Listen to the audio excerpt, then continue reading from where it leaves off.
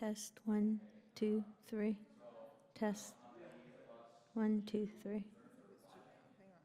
Okay. Do it again. 1, 2, 3, 4, 5, 6. Okay. Good? I got it at 100.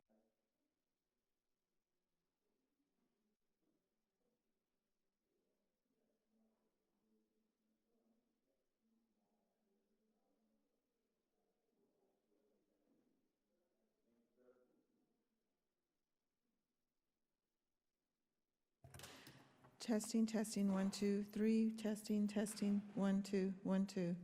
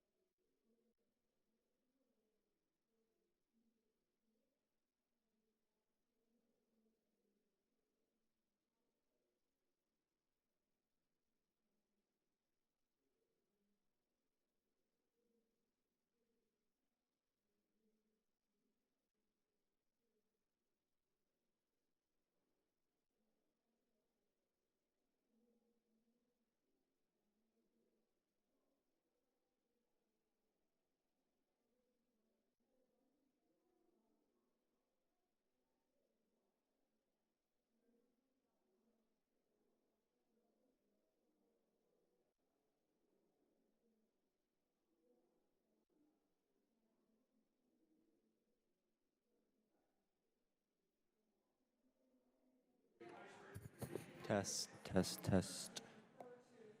Hearing room audio. Test. Testing output levels. Test. Test, test, test.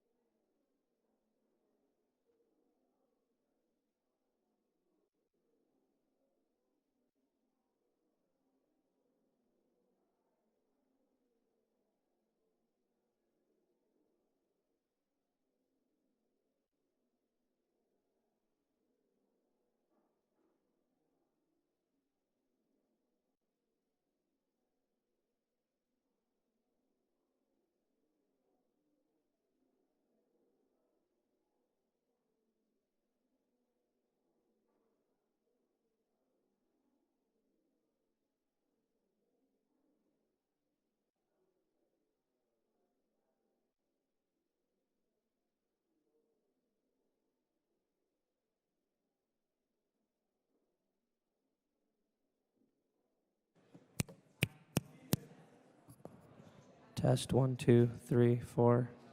Claire Ward, testing, testing. Hello, hello.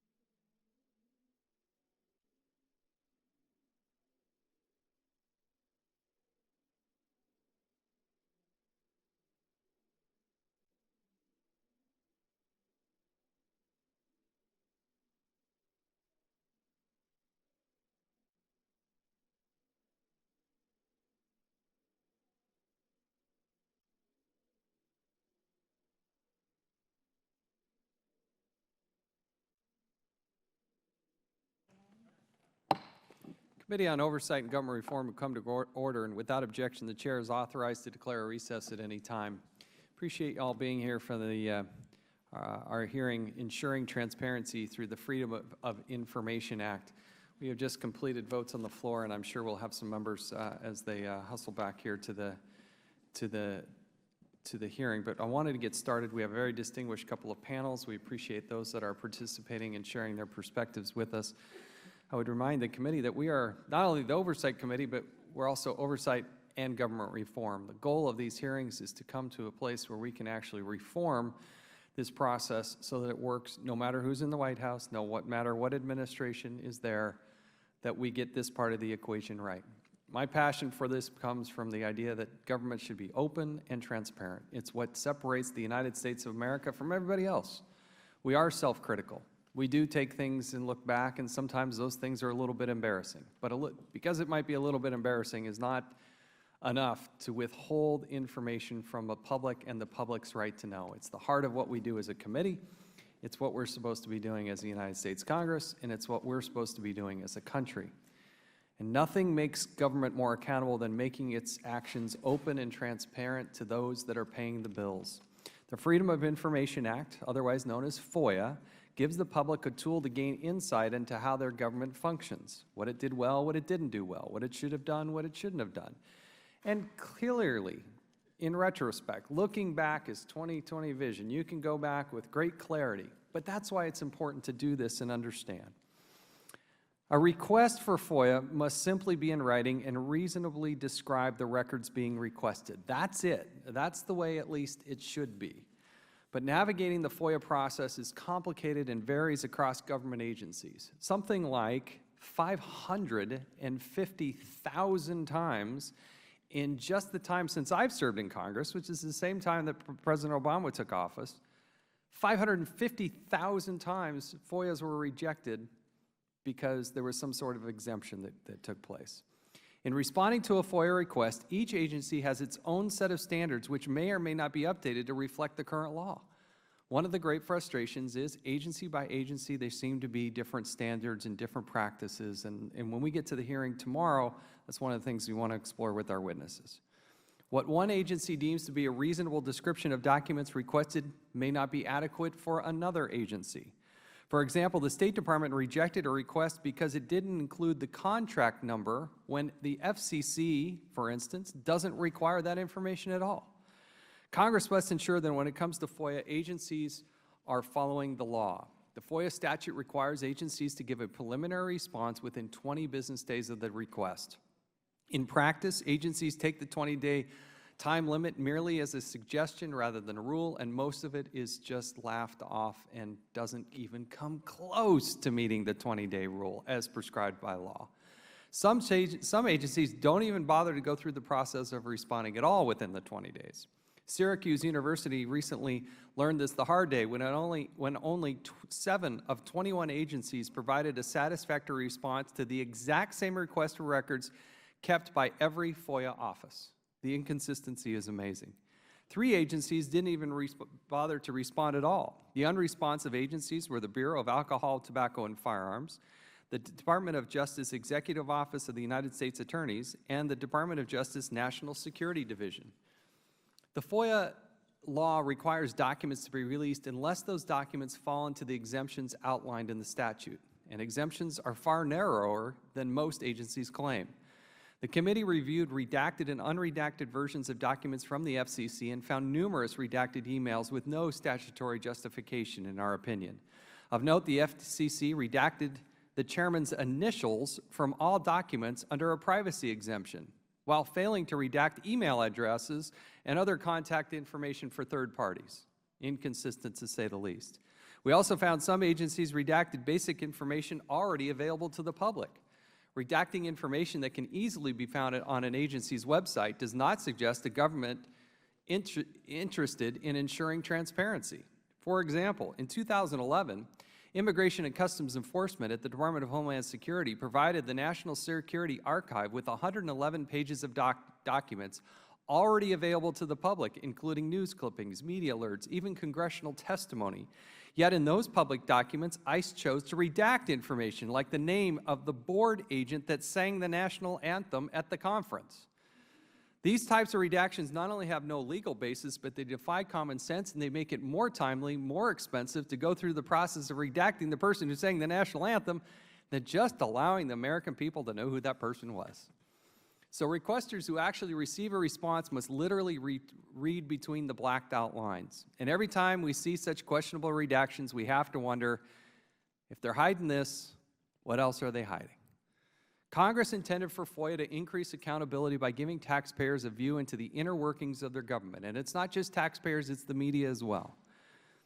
That no longer appears to be the case. We have two full panels of witnesses here today with extensive professional experience with the Freedom of Information Act, and all have at one time or another struggled with the FOIA process. I look forward to hearing from all of our witnesses about their experiences with FOIA and entertain suggestions that they might have to ensure disclosure of information is timely, it's accurate, it's routine, and something that is more common practice than it is here today. So we appreciate all the witnesses and look forward to a good, robust hearing. We have 3 panels, 2 today, 1 tomorrow. And with that, I'd now like to recognize the distinguished ranking member, Mr. Cummings of Maryland, for his opening statement. Thank you very much, Mr. Chairman, for calling today's hearing as well as our hearing tomorrow on the Freedom of Information Act. FOIA is the cornerstone of our open government laws, and it has been used by countless journalists, watchdog groups, and citizens to obtain information about their government and its actions. FOIA helped the families of 9/11 victims trace the actions and whereabouts of their loved ones.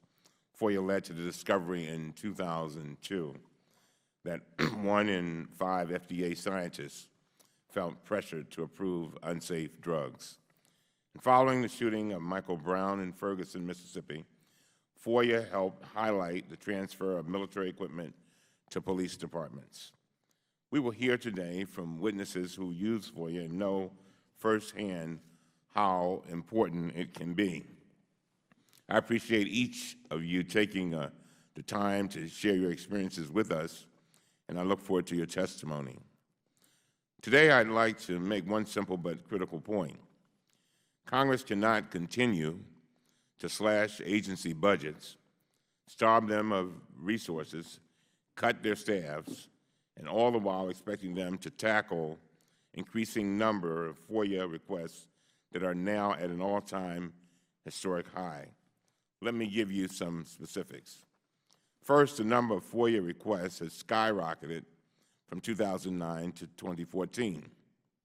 In 2009, when President Obama took office, there were about 558,000 FOIA requests submitted to federal agencies. By 2014, that number rose dramatically to more than 714,000.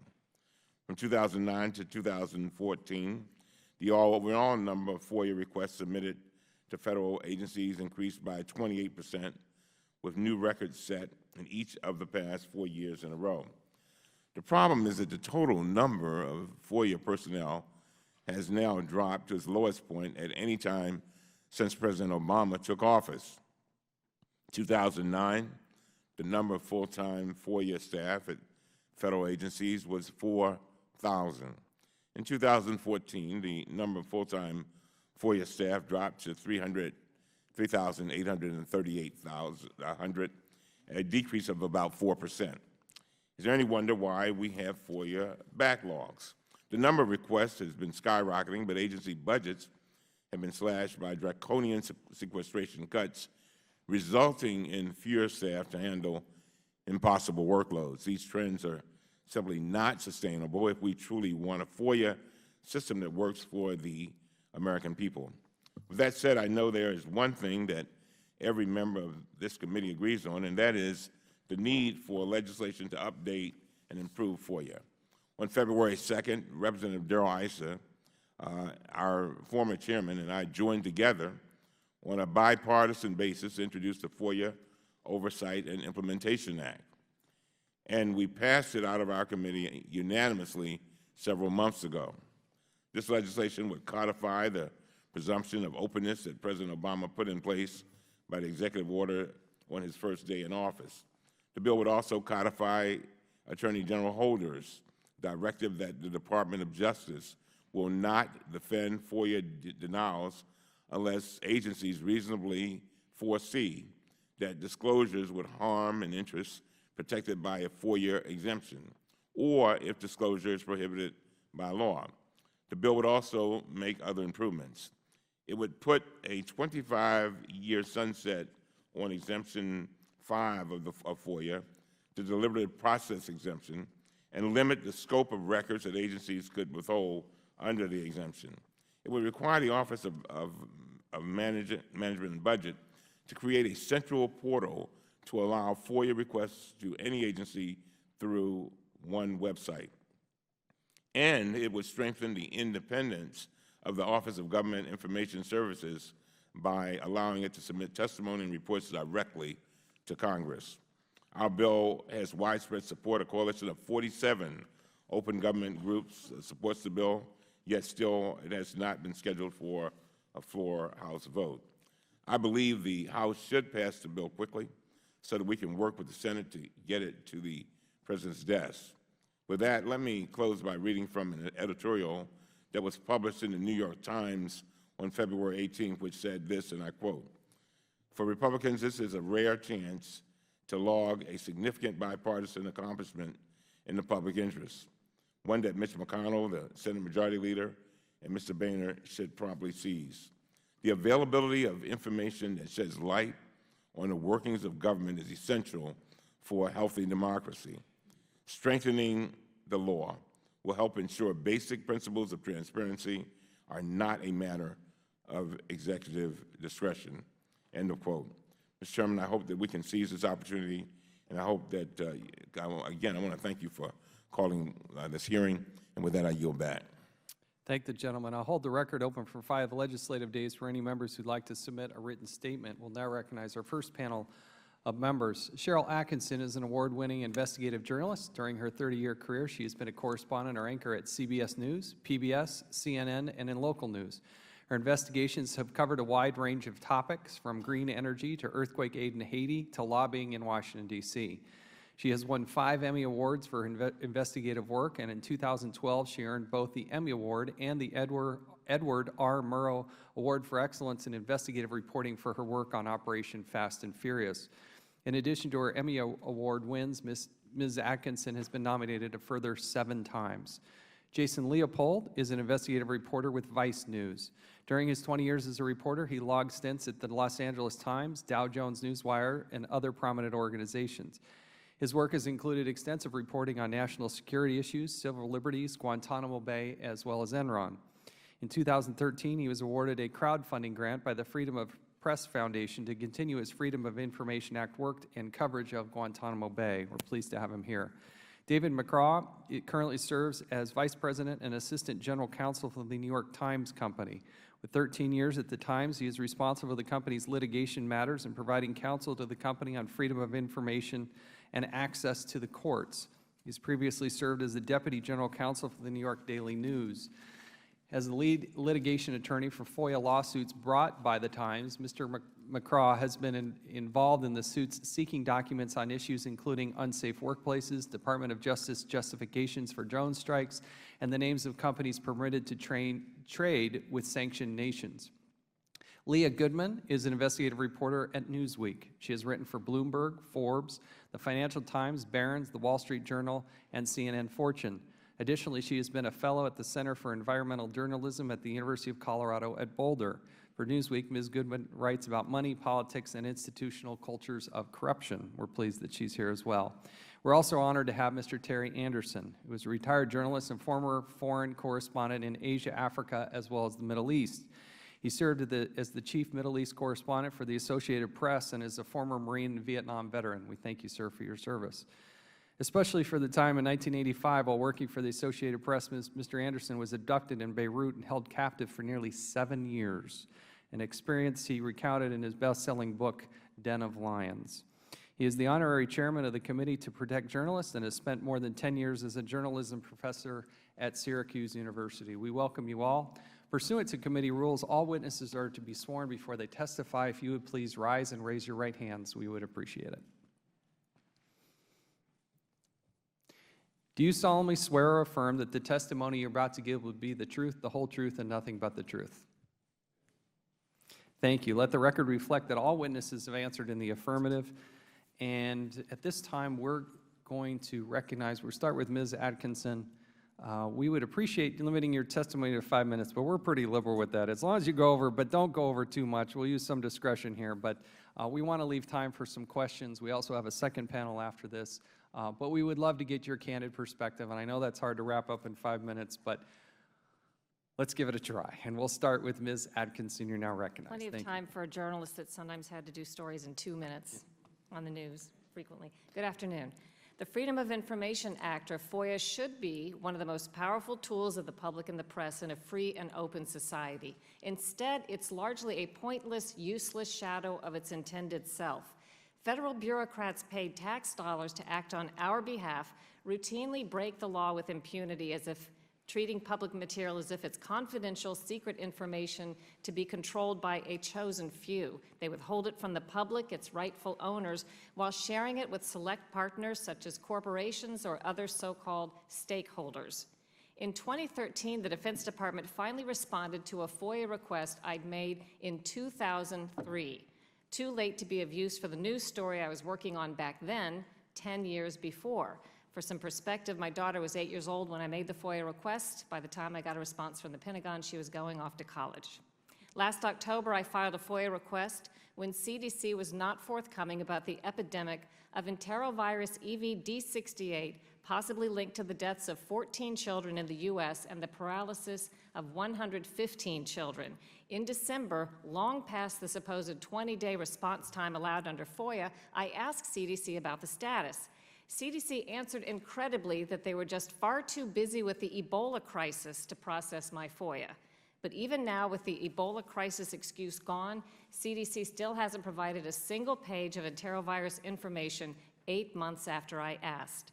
Filing a lawsuit to force the government to comply with FOIA law takes too much time and money, and the agencies still play the delay game. In court, the Justice Department, one of the worst FOIA offenders, spends our tax dollars defending violators in their effort to keep public documents secret.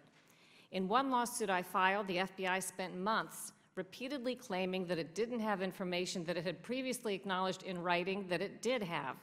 I also filed a lawsuit for healthcare.gov material in 2012. Apparently, the government didn't even bother to start looking for it until I filed a lawsuit. Only now in 2015 are they beginning to do so. The documents provided so far are redacted beyond reason. In 2014, when the State Department finally sent some emails responsive to a 2012 request I'd made, just about everything was redacted except the address line. It should come as no surprise that the federal agencies often treat Congress with the same disdain and lack of transparency. They guard and redact information Congress requests as if Congress is a foreign enemy rather than representatives of the rightful owners of information. When pressed to provide material to Congress, federal officials often exert dictatorial control, creating strict terms and rules such as only allowing review of the material during certain times in very special rooms, all under the watchful eye of federal agency minders. This is not transparency. The FOIA process is improperly politicized. Federal agency press flacks and politicians intervene to withhold potentially embarrassing information. FOIA law does not permit this political intervention, but it happens all the time. Federal agencies increasingly employ new tactics to obfuscate and delay. They say they don't understand a FOIA request. They claim it's too broad. They say a search would be unreasonable. When they do provide a sensitive document, they redact nearly everything using exemptions such as B5, deliberative process, which has become so ridiculously overused it has earned the nickname withhold it because you want to exemption. These are some recent documents I received from Department of Health and Human Services with some B5 exemptions on there. Federal agencies claim they lack funding and staff. With all due respect, Congressman Cummings, you're probably very correct in much of that. But I've also seen that they create some of their own backlog by unnecessarily requiring even the simplest request to go through the onerous FOIA process when it's not necessary. And when a court finds a federal agency violated FOIA law, Penalties are almost never imposed, and if ordered to repay the plaintiff's legal fees, the government does so with your tax dollars, meaning there's no deterrent to stop the bad behavior. In other words, they're using our money to prevent us from seeing our own documents. In short, FOIA law was intended to facilitate the timely release of public information, but instead federal officials have perverted it and now use it to obfuscate, obstruct, and delay. The system is not broken by accident, it's by design. In my view, the only thing that could make FOIA work as designed would be meaningful criminal penalties for violators. Thank you. Thank you. Mr. Leopold, you're now recognized. Chairman Chaffetz, Ranking Member Cummings, and members of the committee, thank you for inviting me to testify today about the Freedom of Information Act. My name is Jason Leopold, and I'm an investigative reporter at Vice News. Sorry about that. I aggressively use the Freedom of Information Act in order to find out what is taking place behind the scenes within the federal government. I write long-form investigative news reports, many of which showcase the documents I have obtained through FOIA. And I also maintain a FOIA blog at Vice News called Primary Sources. My FOIA work has been cited by the Second Circuit Court of Appeals and contributed to the panel's decision last year to order the Obama administration to release to the New York Times and the ACLU the Justice Department's targeted killing memorandum. Documents I have received through FOIA over the past year include a Justice Department white paper that explains the legal justification granted to the CIA to kill a U.S. citizen suspected of being a member of al-Qaeda. An invoice showing that Guantanamo officials spent $300,000 on force-feeding formula while denying the existence of a mass hunger strike at the detention facility. And emails showing the White House's interference with the FCC over net neutrality. Information obtained through FOIA is critical to our democracy because it helps citizens learn what their government is up to. Unfortunately, delays in obtaining responsive records remain a significant problem for requesters. I have submitted thousands of FOIA requests to dozens of different agencies, and in my experience, fewer than 1% of my requests have been decided within the time frame required by FOIA. I routinely experience delays of several years in response to my FOIA requests. For example, the Office of Legal Counsel recently informed me that it would likely not complete the processing of my FOIA request for emails until December 31st, 2016, due in part to the agency's backlog. FOIA requests are sometimes delayed and politicized at the Pentagon because the agency has a policy that calls for certain FOIA requests that may generate media attention to first undergo an internal review and receive department-level clearance before a response is issued and/or records are released. My FOIA attorney, Ryan James, successfully fought back the State Department's attempts to delay the release of Hillary Clinton's emails until next year by securing an agreement that will see monthly releases of those documents, and that took place last week. But delayed responses to FOIA requests are a significant problem for investigative journalists. Information becomes less newsworthy with the passage of time, and it leads to a perception that FOIA is not a useful tool. FOIA does provide for expedited processing in certain circumstances, but I have found that agencies take a narrow view of what circumstances merit expedition. Even when expedited processing is granted, the process still moves slowly. For example, I submitted a FOIA request to the Department of Justice on September 5th, 2014 for records relating to the department's investigation of allegations that the CIA had accessed Senate Intelligence Committee staffers' computers without authorization. When I did not receive a prompt response, I immediately filed a lawsuit. Expedited processing was eventually granted, but the agency sought and obtained approval from the court to delay the release of any records until January 29, 2016. It is often the case that the filing of a lawsuit against an agency catalyzes the release of documents. And I'm fortunate to have a prominent FOIA attorney, Jeffrey Light, representing me and Vice News in more than a dozen lawsuits currently against various government agencies. But let me give you a specific example of how the FBI maintains a deliberate policy of violating FOIA until a lawsuit is filed. Under Exemption 7A, an agency may withhold records or information compiled for law enforcement purposes, which could reasonably be expected to interfere with enforcement proceedings. Congress deliberately chose the words records or information when it amended Exemption 7 in 1974. The FBI's standard practice, however, is to categorically apply this exemption for all investigative files, rather than determining which records or information would interfere with law enforcement proceedings. This is a clear violation of FOIA. Doubtlessly aware of this fact, the FBI has never defended its position in court. Instead, when a lawsuit is filed, the FBI conducts a new review applying the proper standard. A federal judge recently stated that, quote, because the court has doubts about whether the FBI conducted the required review at the administrative stage in this case, it will remind the Bureau of its obligation to perform such reviews in the future. Despite this reminder from the court, the FBI has continued to deny my requests because the records requested are located in an investigative file. Congress and the courts could not have been clearer. It is a violation of FOIA for the FBI to interpret Exemption 7A the way it has. Yet the FBI continues to be in routine and flagrant violation of the law. I have many more examples to share with this committee. In sum, FOIA can be a valuable tool for investigative journalists, but only when it functions effectively. Thank you for your time and attention to this important matter, and I look forward to answering your questions. Thank you. Mr. McCraw, you're now recognized for 5 minutes. Thank you, Mr. Chairman, and thank you, ranking member. I want to make sure that microphone's, there you go, thank you. Thank you, Mr. Chairman, and thank you, ranking member Cummings and members of the committee.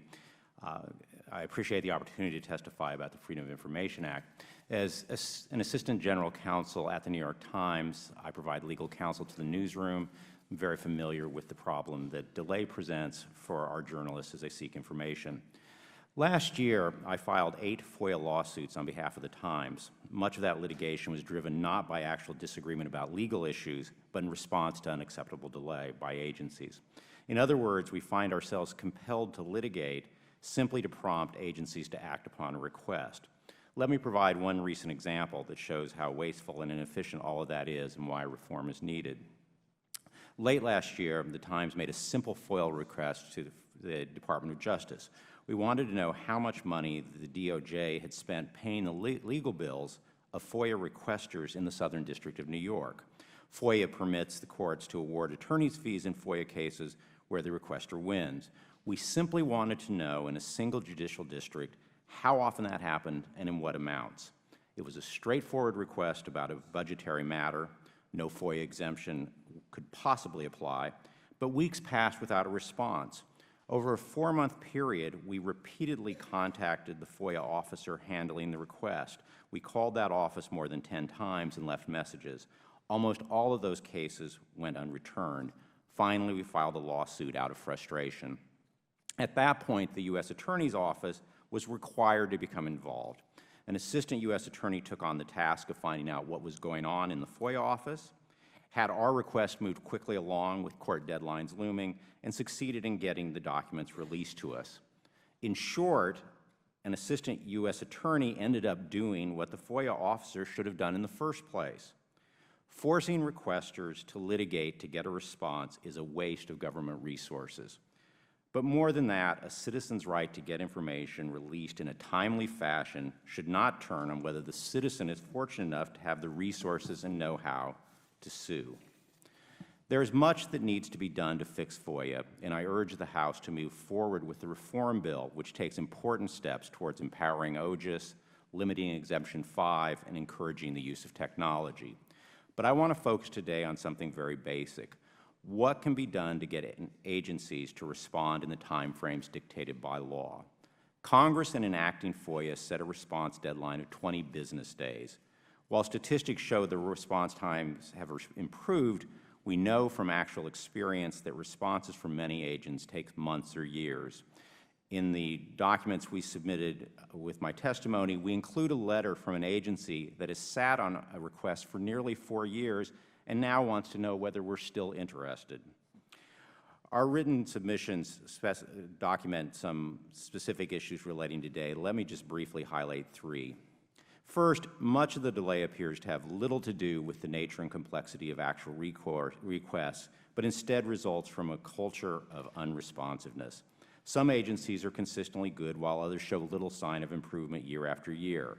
As requesters, we are not in a position to know what the root causes of delay are, whether a lack of resources, poor work performance, inadequate training, or something else.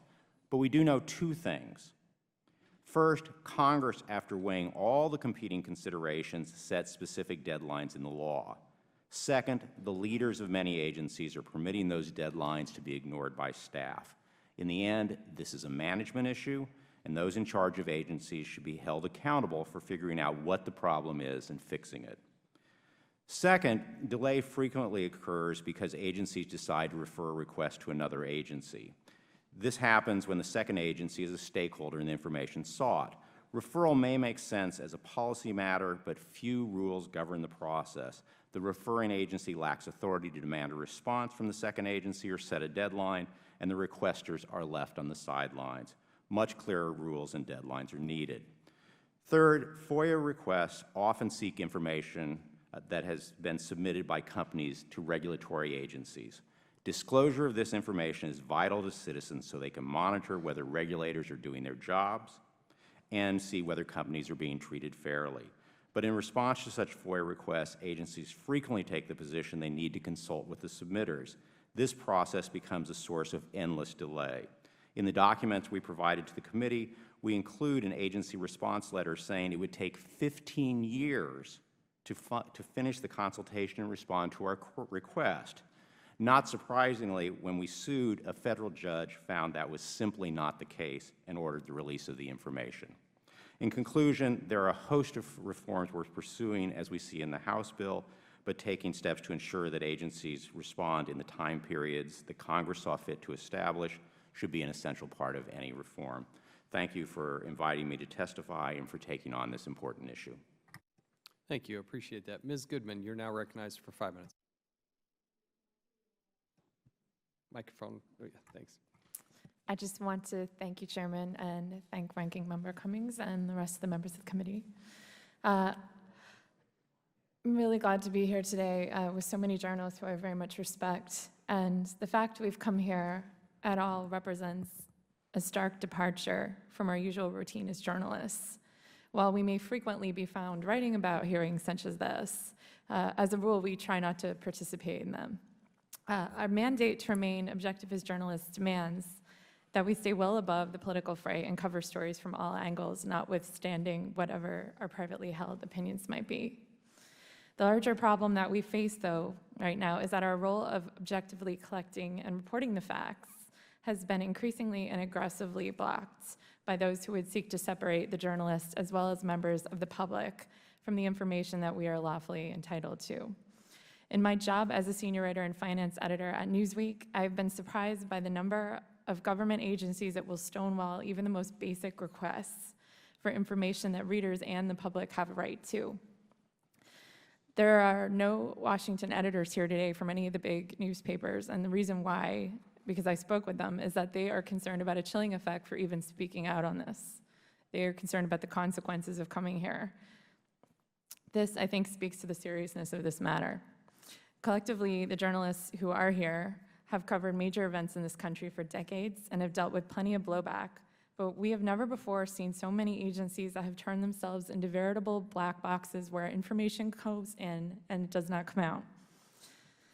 What we're now witnessing in terms of obstructionism and obfuscation is truly unprecedented in our careers. The issues surrounding the Freedom of Information Act, in my opinion, are symptomatic of a much wider problem.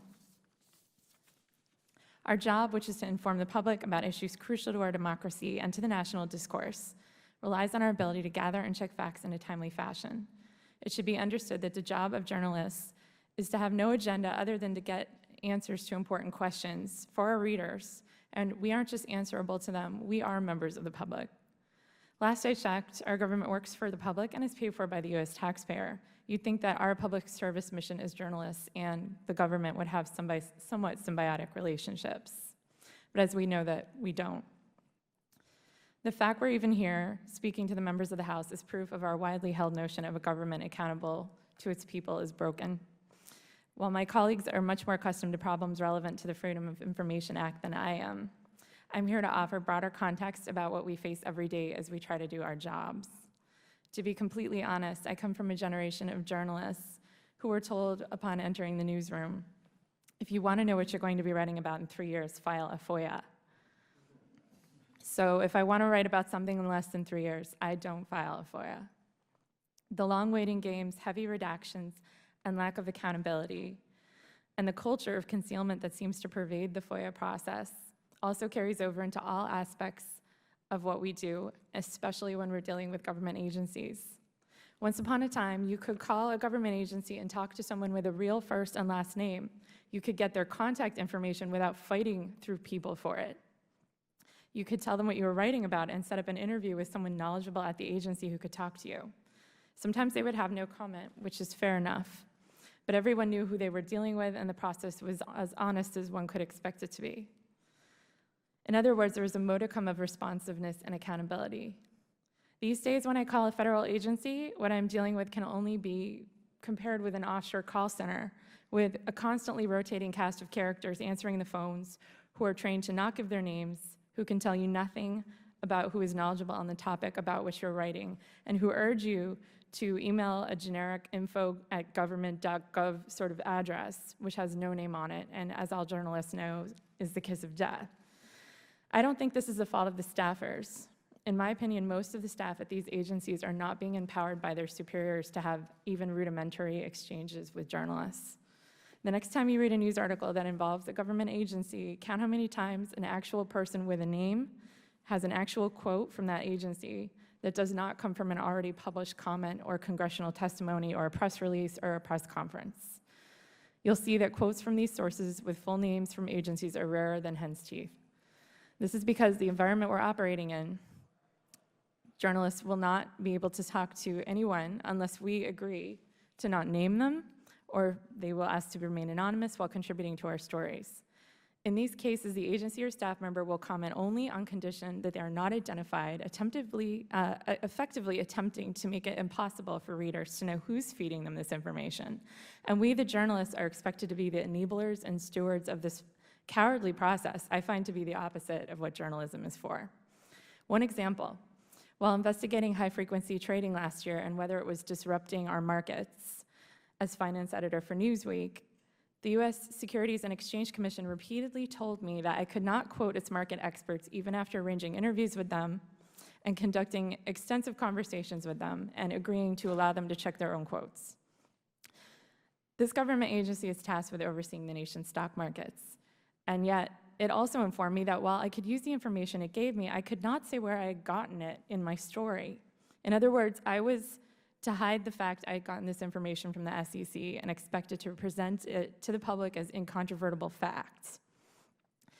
Ethically, journalists can't agree to such terms unless under rare circumstances, usually ones entailing security or protection of an individual, not large government agencies.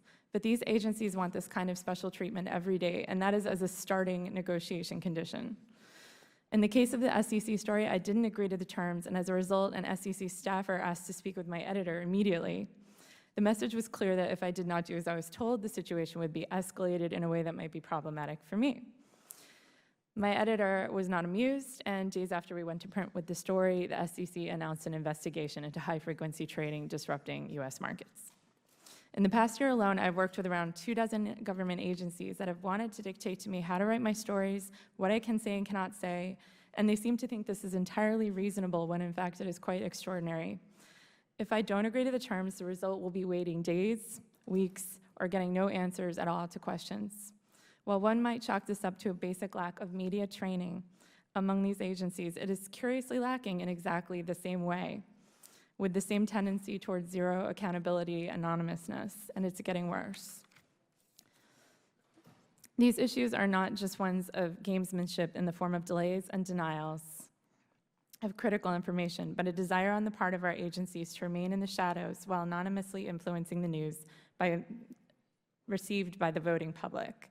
It is my hope that by appearing today, the House might consider taking steps to place such standards that would restore accountability. To directly address what can be done regarding FOIA and the broader problems that I speak of, Congress should consider legislating an enforceable set of core standards by which Americans can seek and receive information in a timely fashion from identifiable sources within the government in response to their questions, rather than the cloak and dagger games that we now see. Until such standards are imposed and enforced with real consequences, I think these games will continue. Lastly, if you're wondering if I expect there to be consequences for my being here and saying this today, yes, I do. But I believe if we don't stand up and speak in one voice as journalists, that our jobs will only get harder. Thank you for your time, and again, thank you for having me here. Thank you, Ms. Goodman. Mr. Anderson, you're now recognized for 5 minutes. Thank you, Mr. Chairman and members of the committee, for allowing me to come and speak here today. I agree with the chairman and with my colleagues that government transparency and its obverse, government secrecy, are among the most important problems that we face today, both this body and our country. The guarantee of freedom of speech and of the press and all the other freedoms that we have enjoyed for 240 years means little without freedom of information. If we do not know what our leaders are doing in our name, how are we going to hold them responsible, accountable? How can we know which leaders to choose? How can we claim to have a government of the people, by the people, and for the people?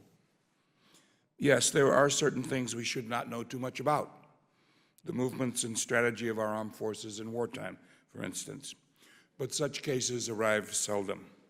So why is our government and its agencies currently protecting millions of individual documents, hundreds of thousands of actions and decisions made by our elected and appointed officers, at the cost of somewhere upwards of $11 billion a year and increasing drastically? Yes, I know the world is a dangerous place. I know that 2,700 people were murdered at the World Trade Center on September 11, 2001, and hundreds more in attacks on embassies and individual Americans around the world since. But I also know through experience and through research that the vast majority of those millions of secrets have nothing to do with terrorism or our national security. Instead, they often involve automatic decisions by the horde of bureaucrats who have the authority to stamp top secret on the flow of papers that cross their desk. Or just as often, some minor functionary trying to protect himself or herself from political or personal embarrassment. How do I know this?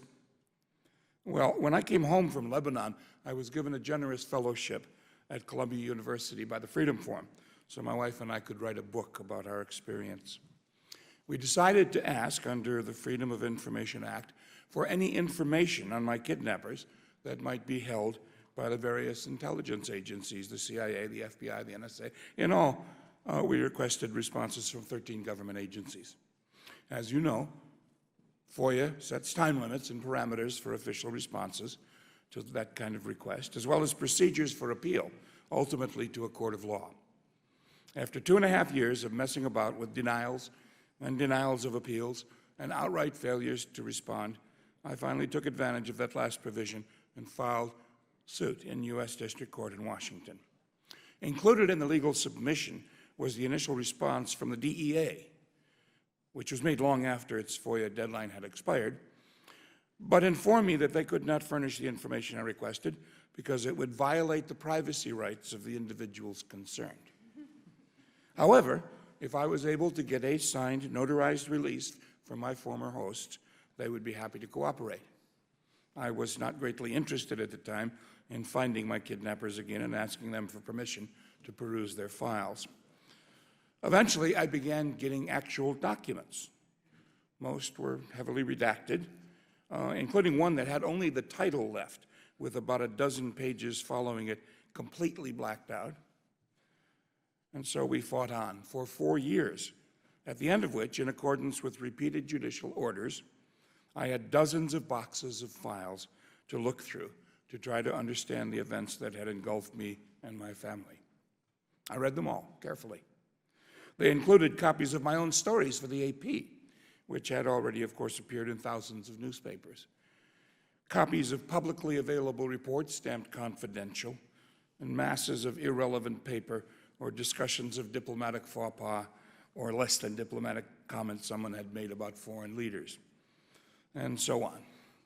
So, The government spent millions of dollars and 4 years of effort trying to protect secrets, not one of which concerned actual security interests of the United States. During this period, the late Senator Daniel Moynihan conducted at the President's request a 2-year study of government secrecy.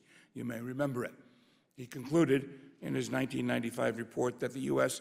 had fallen into a culture of secrecy which had become dangerous to our democracy. Senator Moynihan, a great statesman, a brilliant mind, and a personal friend, said this: "Excessive secrecy has significant consequences for the national interest when, as a result, policymakers are not fully informed. Government is not held accountable for its actions, and the public cannot engage in informed debate. Secrecy is a form of regulation," the senator said, "and while we're all familiar with government overregulation, the public cannot know of overregulation when the regulation is kept secret from them." Senator Moynihan also noted that while the then-controlling presidential finding authorized 20 officials to use the top-secret classification, meaning concerning information the disclosure of which could be expected to cause grave harm to our national security, some 2 million officials and 1 million private contractors had been given derivative authority to use that officially highest classification. 3 million people stamping top secret on the flood of paper crossing their desks. The Moynihan Commission recommended some changes in the law, including an Office of Declassification. Nothing was acted upon.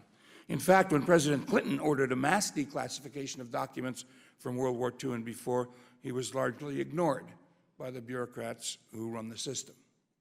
By the way, the oldest known classified document in the system at that time was a report on troop movements in World War I. As far as I know, it's still classified. In 2006, the CIA and other agencies, in an operation that was itself classified, pulled 55,000 documents out of the public domain at the National Archives and reclassified them. I'm going to presume they're still doing that. And so we come to the opening of the Obama administration. On Inauguration Day, the new president announced his commitment to a new era of openness and transparency. "My administration is committed to creating an unprecedented level of openness in government," he said in a message to all government agencies. Today, reporters describe this administration as control freaks and the most closed they've ever covered. The Obama administration has prosecuted more whistleblowers than any other and used the Espionage Act more often than any other administration to prosecute reporters' sources. It has also spied on reporters and even their parents. The result of all this is inevitable, I believe. We now have a society in which large areas of government decision and action are routinely kept from the public. Think of Abu Ghraib and the torture of prisoners, official and unofficial. Think of massive spying on American citizens, whose phones, computers, vehicle movements, even bank accounts can be monitored without their knowledge.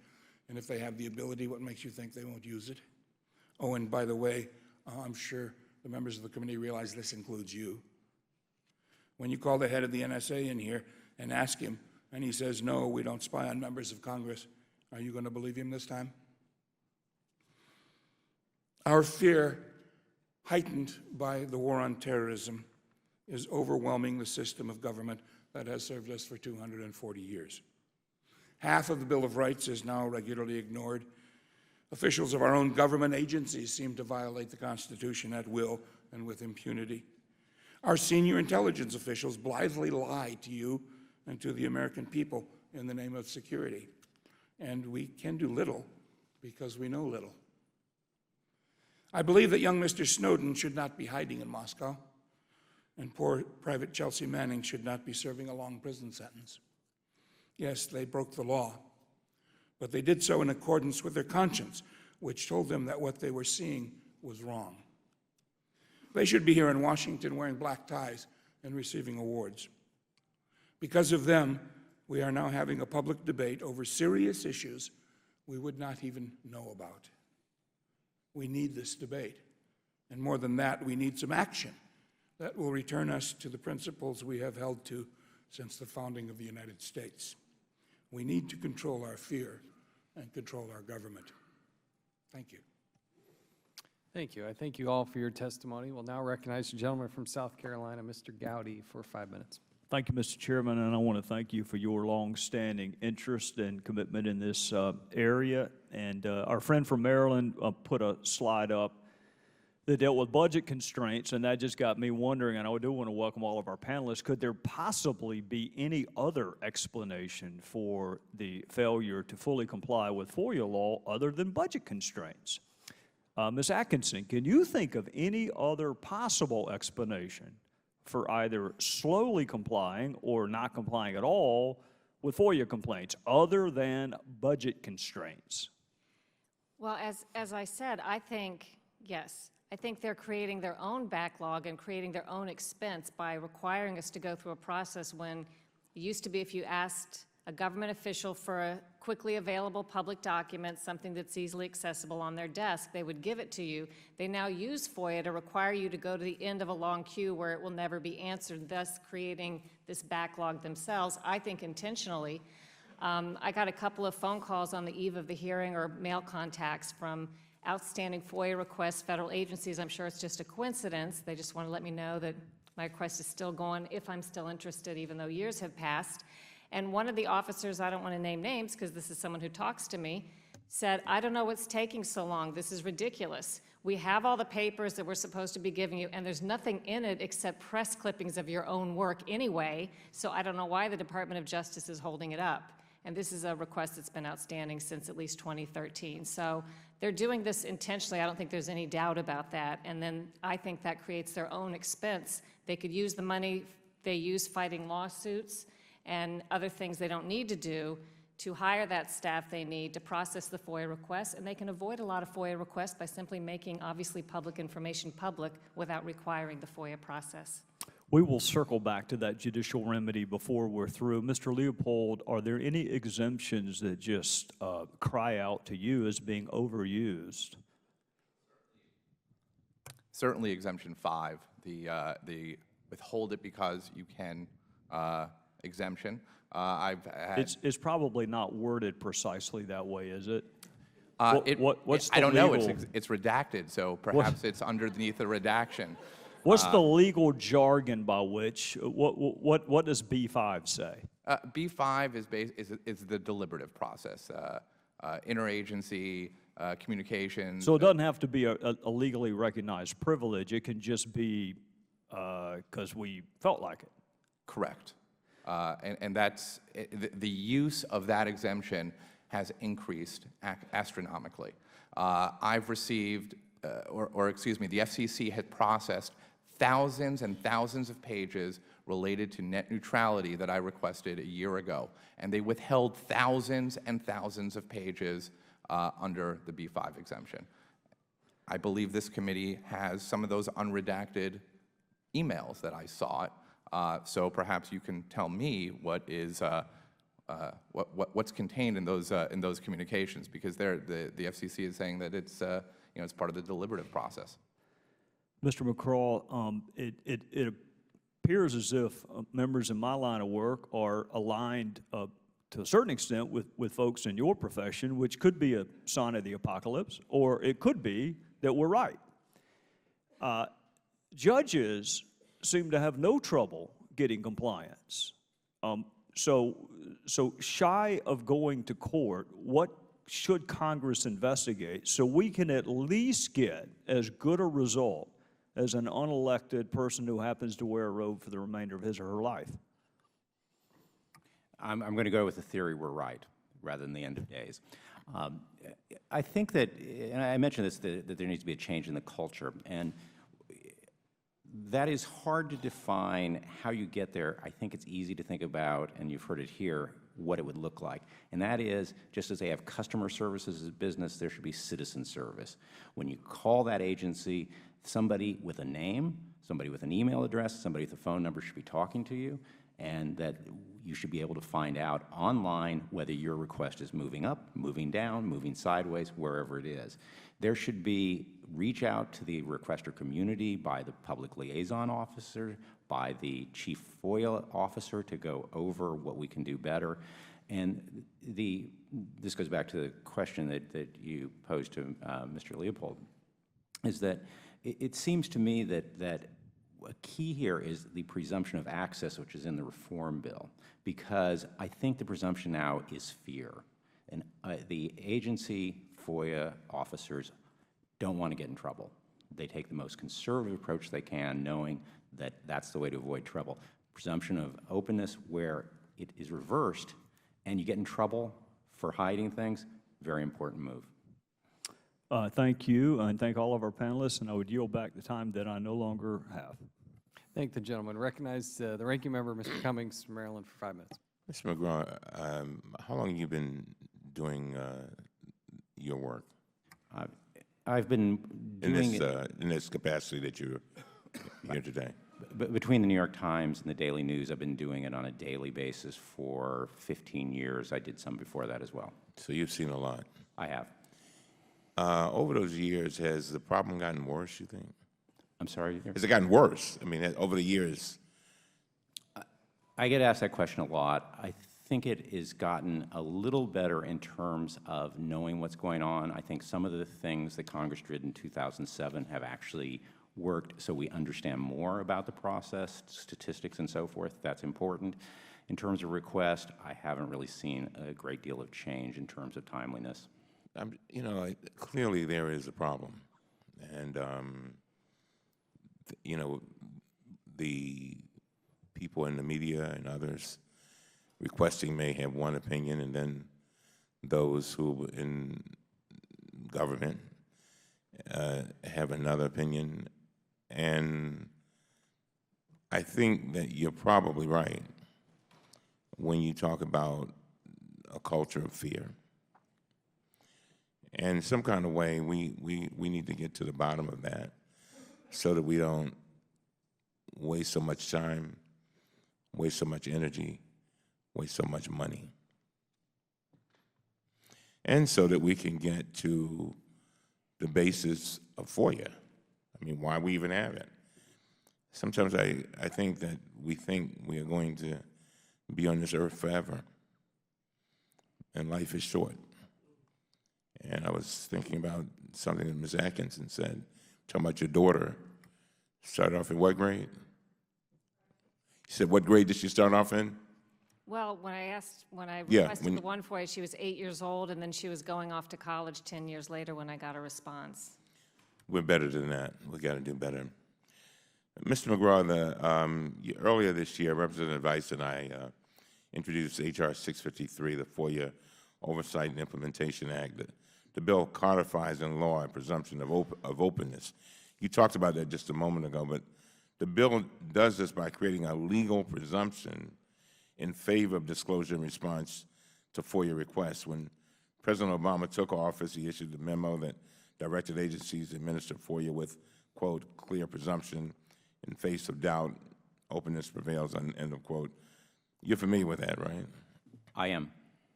So the bill requires that records be disclosed under FOIA unless agencies can demonstrate, quote, a specific identifiable harm. Now, in 2009, Attorney General Holder issued a memo instructing agencies that the Department of Justice will defend FOIA denials only if an agency reasonably foresees that disclosure would harm an interest protected by one of the statutory exemptions or disclosure is prohibited by law. Do you think that incorporating this standard into the FOIA statute makes sense? And do you think that would be helpful? I do, Mr. Cummings, and it assures that that presumption doesn't get changed as administration changes. I also think that when Congress says it, there's a chance the memo gets to the FOIA officers in a way that when the agency does. So wait, let's put a pin right there. Yeah. Because I want to go back, because I'm trying to get to the bottom of this. So what you're saying is that the rule can, or the President can say one thing, but because of them, going back to something else you said, because of a culture, then a lot of times that's not carried out. Is that? I think that's right. Many the civil servants will outlast any given administration. The other thing that makes it important for Congress to say it is when I go to court, the standing of that as a law, as part of FOIA, is going to be different than it is as a regulation. So in your testimony, you talked about this culture of unresponsiveness. Do you think incorporating the presumption of openness into the FOIA would send the right message to agencies that they should err on the side of disclosure? As long as it's, go ahead. Yes, I do, Mr. Cummings. So you're familiar with 653. Is there anything that you would add to it? You know, cultures are tough. You know, we're seeing this. Chairman and I are dealing with quite a few agencies, this committee, and the culture, there's cultures that's hard to break sometimes. I mean, what do you, other than what we have, what do you suggest that we do? I think there are some things that would help. One is that in the past, FOIA used to have preferential treatment when you filed a court case. I would like to see that come back. I would like to see better accounting of how fast they're moving. The statistics tend to be at a level that don't really help us understand the nitty-gritty of how they're moving. I think that in the 2000 Act, there was the creation of the public liaison. I think the public liaison should be required to make requests that account for how he or she in each agency is doing his job, what's happened over the course of the year. Those things would help. The most important thing, though, which would require some homework and some deeper dive, is that the exemptions have been given much, much too broad of a reading, not only by the agencies, by the court. Congress is in the power to cut those back. That's the single most important thing that would help. Thank you very much, Chairman. Yield back. Thank the gentleman. Now recognize the gentleman from North Carolina, Mr. Meadows, for 5 minutes. Thank you, Mr. Chairman. Mr. McGraw, I want to pick up right where you left off, the exemptions, because we've gotten a number of redacted pieces of correspondence that have not only E5, but it's got all kinds of others. And so what you're saying is if we were to clarify what can be redacted or what the exemptions are, it would help your process. Is that correct? That is correct. All right, so in doing that, can you help this committee identify some of those areas? And I would say to all of you, can you help us identify those areas? I know we've got a second panel, and they have weighed in on this particular issue before. But what I'm finding is that there's a few catch-alls. And yet, here's the interesting thing. I think it was you that were talking about a culture of fear. I'm aware of no one, not one single person in all of the federal agencies that ever got fired for giving out FOIA information inappropriately. Are y'all aware of any? I'm not aware of any.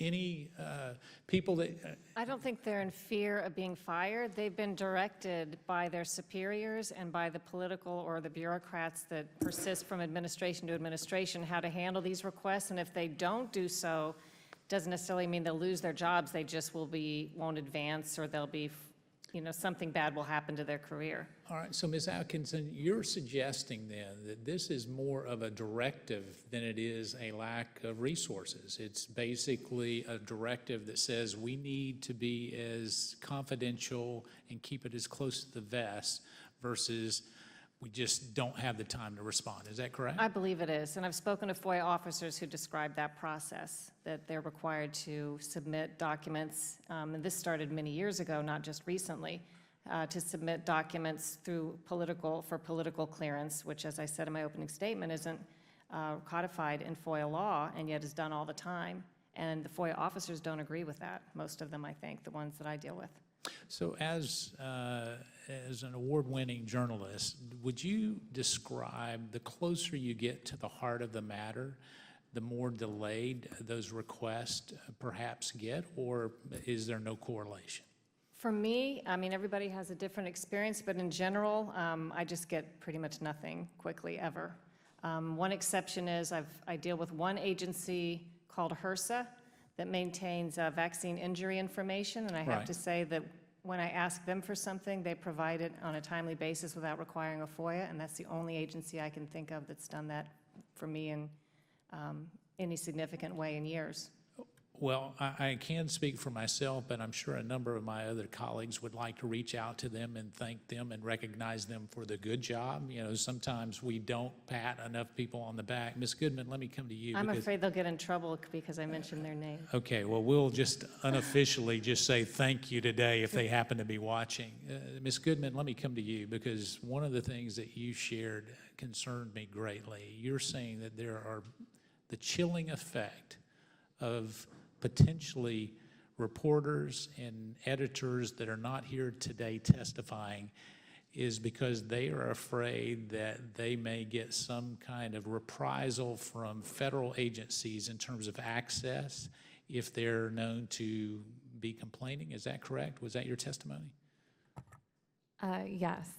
My testimony, which I didn't read all of, also includes issues with the DOJ and the IRS that I've had, and I fully expect that if those offices know that I've made that testimony today, then I will have more difficulty getting information the next time I call them. And that is the assumption of most journalists in Washington.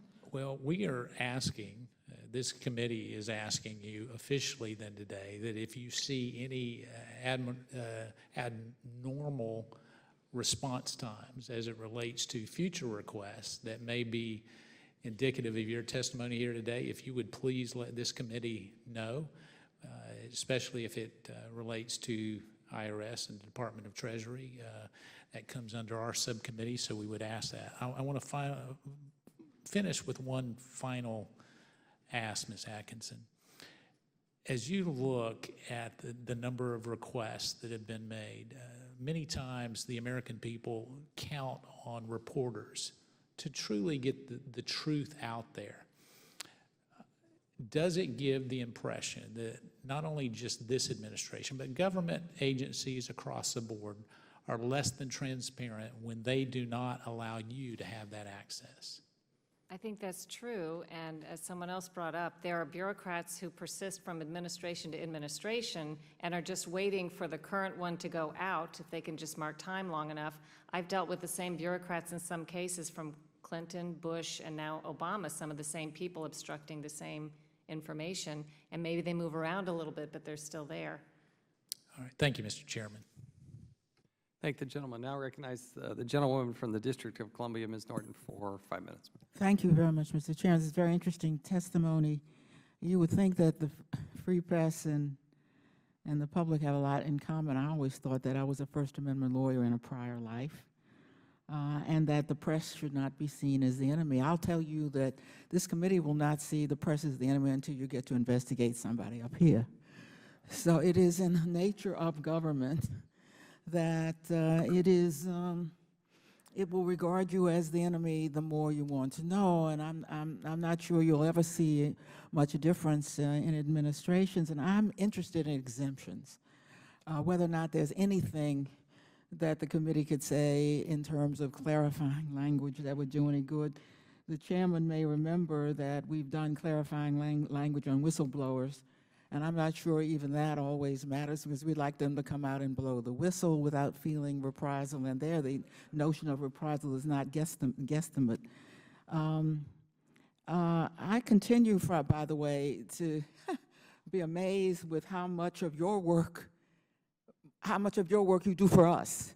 That is to say, people call the newspapers and then they have a hearing because they read it in the newspapers, or they get a question that they wouldn't have otherwise. And so I'm interested in these kind of natural secretive agencies like DOD, you know, people like that. And I'm particularly interested that there has been what one would thought would have been a clarifying Supreme Court decision, Milner versus Department of Navy, that said that the statute means what it says, that you're supposed to give all records unless they're related to personnel rules and practices of the agencies. That's pretty narrow. That's a pretty narrow hole if you're going to crawl through that. The problem I have here is it does not seem to have thwarted an agency like the DOD. The court has held that exemption called exemption number.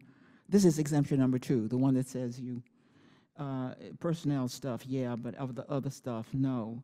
So DOD is proposing an expansion even of that. and even after the Supreme Court decision. And this is what it would say, and I'd like your view on this. Predominantly internal to, you can withhold records that are predominantly internal to the agency, but only to the extent that disclosure could reasonably be expected to risk impairment of the effective operation of an agency or circumvention of statute or regulation. What's your view of that, that proposal from DOD? What are they trying to do? What are they trying to do that Exemption 2 doesn't do? Mr. Leopold? I think simply put, they're trying to withhold more records and creating language that would thwart requesters' ability to obtain certain records. The fact that this was new language was, I believe it was buried in the NDAA, if I'm not mistaken. Yeah, that's right. I have not pored over it, but I see it as just another hurdle that requesters have to jump over. And this I'm interested in this because what the court said is you can't use broad language. So the implication is that, if there's some narrow language you all can get to me, maybe you will get over. So they're trying. They're trying, and here Congress has to respond by either putting it in, and you can, scare Congress too in the age of ISIL. So this notion about no broad interpretation gets seen as, okay, make it as narrow as you can, but broader than the one that says you can't withhold information unless it's personnel matters. So here's another one, Exemption 3. Add a statutory exemption that it could keep secret, quote, information on military tactics, techniques, or procedures. Now, is that necessary? I mean, is that something we need to clarify, would you say? Is that in danger of being disclosed by any agency, Mr. Leopold? I have never received records, and I have asked for them. I've pretty much asked for everything from every agency, I think, that exists within the federal government. And by the way, let me just say that should Congress want to make itself subject to FOIA, I fully support that. But to answer your question, I've never received any records from any government agency that would reveal military movements, troop movements. In fact, I mean, have you asked for such information? I mean, are they concerned that you all might ask for something about where we are in Syria and what ISIL is doing? Is there something they have to protect themselves against? They keep coming back to the Congress whenever the Defense Authorization Act is up. Mr. Anderson, did you have something on that? Ma'am, it seems to me the language you recited would allow them to withhold training manuals and things like that I know that the military fears that the terrorists will get a hold of and somehow learn to be and you don't better at terrorism. You don't think they could already withhold that? No, most of them are not classified in any way. And there's the rub, Mr. Chairman, because these are not classified materials, and so if they're unclassified, and the press wants to know why they can't have access to it. Thank you very much, Mr. Chairman. Thank you. I'll now recognize myself for 5 minutes. I'd like to enter 2 records into and ask unanimous consent. One is the memorandum of January 21st, 2009, Freedom of Information Act from the President of the United States.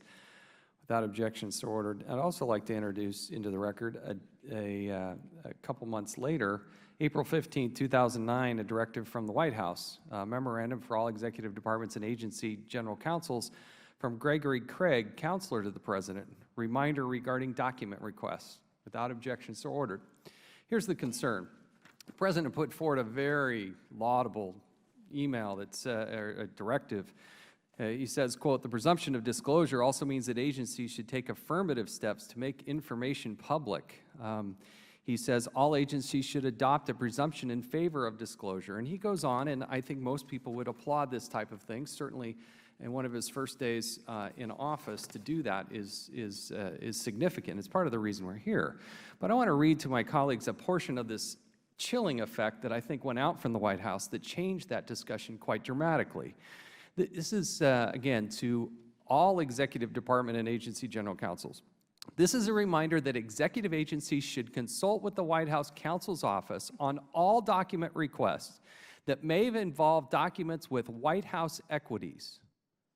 Now, I'm not sure what the definition of White House equities exactly is, but he says in second paragraph, the need to consult with the White House arises with respect to all types of document requests, including congressional committee requests, GAO requests, judicial subpoenas, and FOIA requests. Now, we can talk about the backlog. We can talk about the thousands of people that have been employed. We can talk about the millions of dollars that are allocated. But if you've got the yahoos at the White House having to review each and every document that falls under FOIA, judicial subpoenas, GAO requests, congressional committee requests, this is the heart of the backlog. The heart of the backlog lies in this memo that we have to clarify the President of the United States some less than 4 months after he's been in office to say, no. Don't fulfill the FOIA request. Send it here to the White House. We have equities. The White House equities. You want to see the bottleneck, look at the White House. And if there's further clarification, let's see it. But right now, it's a 3-paragraph memo, and it's crystal clear. Folks, don't you dare fulfill that FOIA request. This doesn't say comply with the law. Does anywhere in FOIA, does it say that the White House General Counsel's office should review a FOIA request before it's given to the public or to the media? No. But it does say the need to consult with the White House arises with respect to all types of document requests, and included in there is for FOIA. And he goes on, and it applies to all documents and records, whether in oral, paper, or electronic form that relate to communications to and from the White House, including preparations for such communications. Would the chairman yield? Sure. Oh, I thank the chairman. Chairman, I'd ask unanimous consent to enter into the record a memo from the George H.W. Bush White House Assistant Attorney General on this issue, dated September 1, 1988, which is identical to the policy the chairman is decrying, requiring that FOIA requests go through the White House. That was the Bush. Without objections, so ordered. I thank the chairman. And what I would argue is, if it wasn't right in the Bush administration, it's not right in the Obama administration. I don't care who's in the White House. It's wrong, it's wrong, it's wrong. It has a chilling effect. It slows people down. It sends a signal to those men and women who are on the front lines, who are trying to do their jobs and have been hired to do it. Don't you dare send that to Mr. Leopold. Don't you dare give that to the New York Times. How dare you talk to CBS News. Don't you dare talk to Newsweek. And heaven forbid you should give Mr. Anderson the records about his captors, because we wouldn't want to offend the people that kidnapped Mr. Anderson for 7 years. That's the problem. That's the problem. The message from the President, the message from the White House should be, open it up. What are we afraid of? It was the Bush administration that did all that. Why couldn't we have done what the President asked for on day 1 of his administration? First day, he put it out there. My guess is this is a guess, total guess, if we had the President of the United States right here, his heart was in the right place, he wanted to do the right thing, he wanted to score points with the media, he wanted to score points with the public, he scored points with me. The problem is 4 months later, he'd made the same mistake, evidently, that the Bush administration made. In fact, it's worse. The backlog is double what it was. And that's the problem. That's why we're here today. We're going to try to legislate. We're going to try to clarify further. But when you send out this email, you scare everybody and saying you better not send it out unless you get to the White House. Now, do any of you have a comment or question or want to respond to what I just said? Mr. McGraw, do you have any thought about this email and what it would do? I'm going to come back to a very simple thing, 20 days. Whatever the process is inside, follow the law and get the documents out to us in 20 days. That's what should happen. We saw something similar in New York City when the Giuliani administration left, which had been very centralized, and the Bloomberg administration stepped in and the mayor's office essentially empowered the agencies without getting permission from the mayor's office to release stuff. It was a good day, and some of the agencies couldn't believe it. It took them a while to get used to the freedom, but yes, the law should be abided by, and 20 days should mean 20 days. Thank you, sir. We'll now recognize, I think on my list based on attendance here, Mr. Liu is up next, and we'll now recognize him for 5 minutes. Thank you, Mr. Chair. Let me first thank the panel for what you do. I believe the best protection for America and our way of life is not the NSA or the FBI. It's a free press that points out federal governmental overreach as well as overreach in the private sector. I had a question for Ms. Atkinson. In your testimony, you mentioned you had filed a FOIA request to the Centers for Disease Control about 8 months ago on the enterovirus. Have you gotten a response yet, or you still have not? No, sir. Sorry. No, sir, I haven't received any documents. Just when I ask, they tell me they're working as fast as they can. Thank you. And then to Ms. Gerdman, I was floored when you said that you and other journalists may believe that you would be or face reprisal from agencies if you sort of spoke up and so on. So I have a question for you. Do you believe you have no recourse? Like, could you go to the IG or to another place to try to get protection? Or do you believe that, for instance, being here today, you're going to face much harder time getting some information in the future? Let's see. How do I answer that? It's not just no recourse. It's literally, I mean, even not agreeing to their terms will cause huge consternation in that agency. So for example, when the SEC proposed to me that we'll give you information and just put it in the story, and I said, all right, I'm going to attribute it to the SEC, according to the SEC, whatever. And they said, no, you can't do that. You can't say it come from us. Now that means when I write it, it looks like I think that what they said is true, as opposed to I'm saying they said something is true, which is not, it's misleading, patently misleading to the reader. And if you say no, I will not do that, it's not just that there's no recourse, it's that now you're a sworn enemy of their office, and as soon as they hear your name, they will not answer your calls for sometimes days, and you're on a deadline. So no, it's definitely, it can be very hostile, and it's with the presumption on their part that they're entitled to do this to you, that they set the rules and you have to follow them, and if you don't, you're difficult. Thank you. That's just very troubling. I think that's not the America that most of the public would want to live in. I'm going to reserve the balance of my time to make a statement.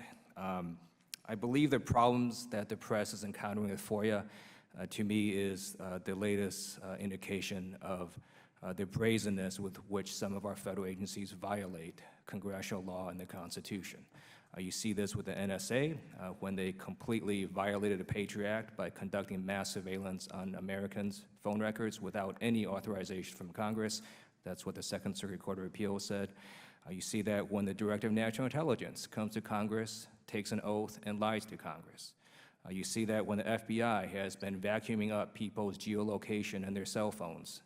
Until recently, they only started getting warrants for that.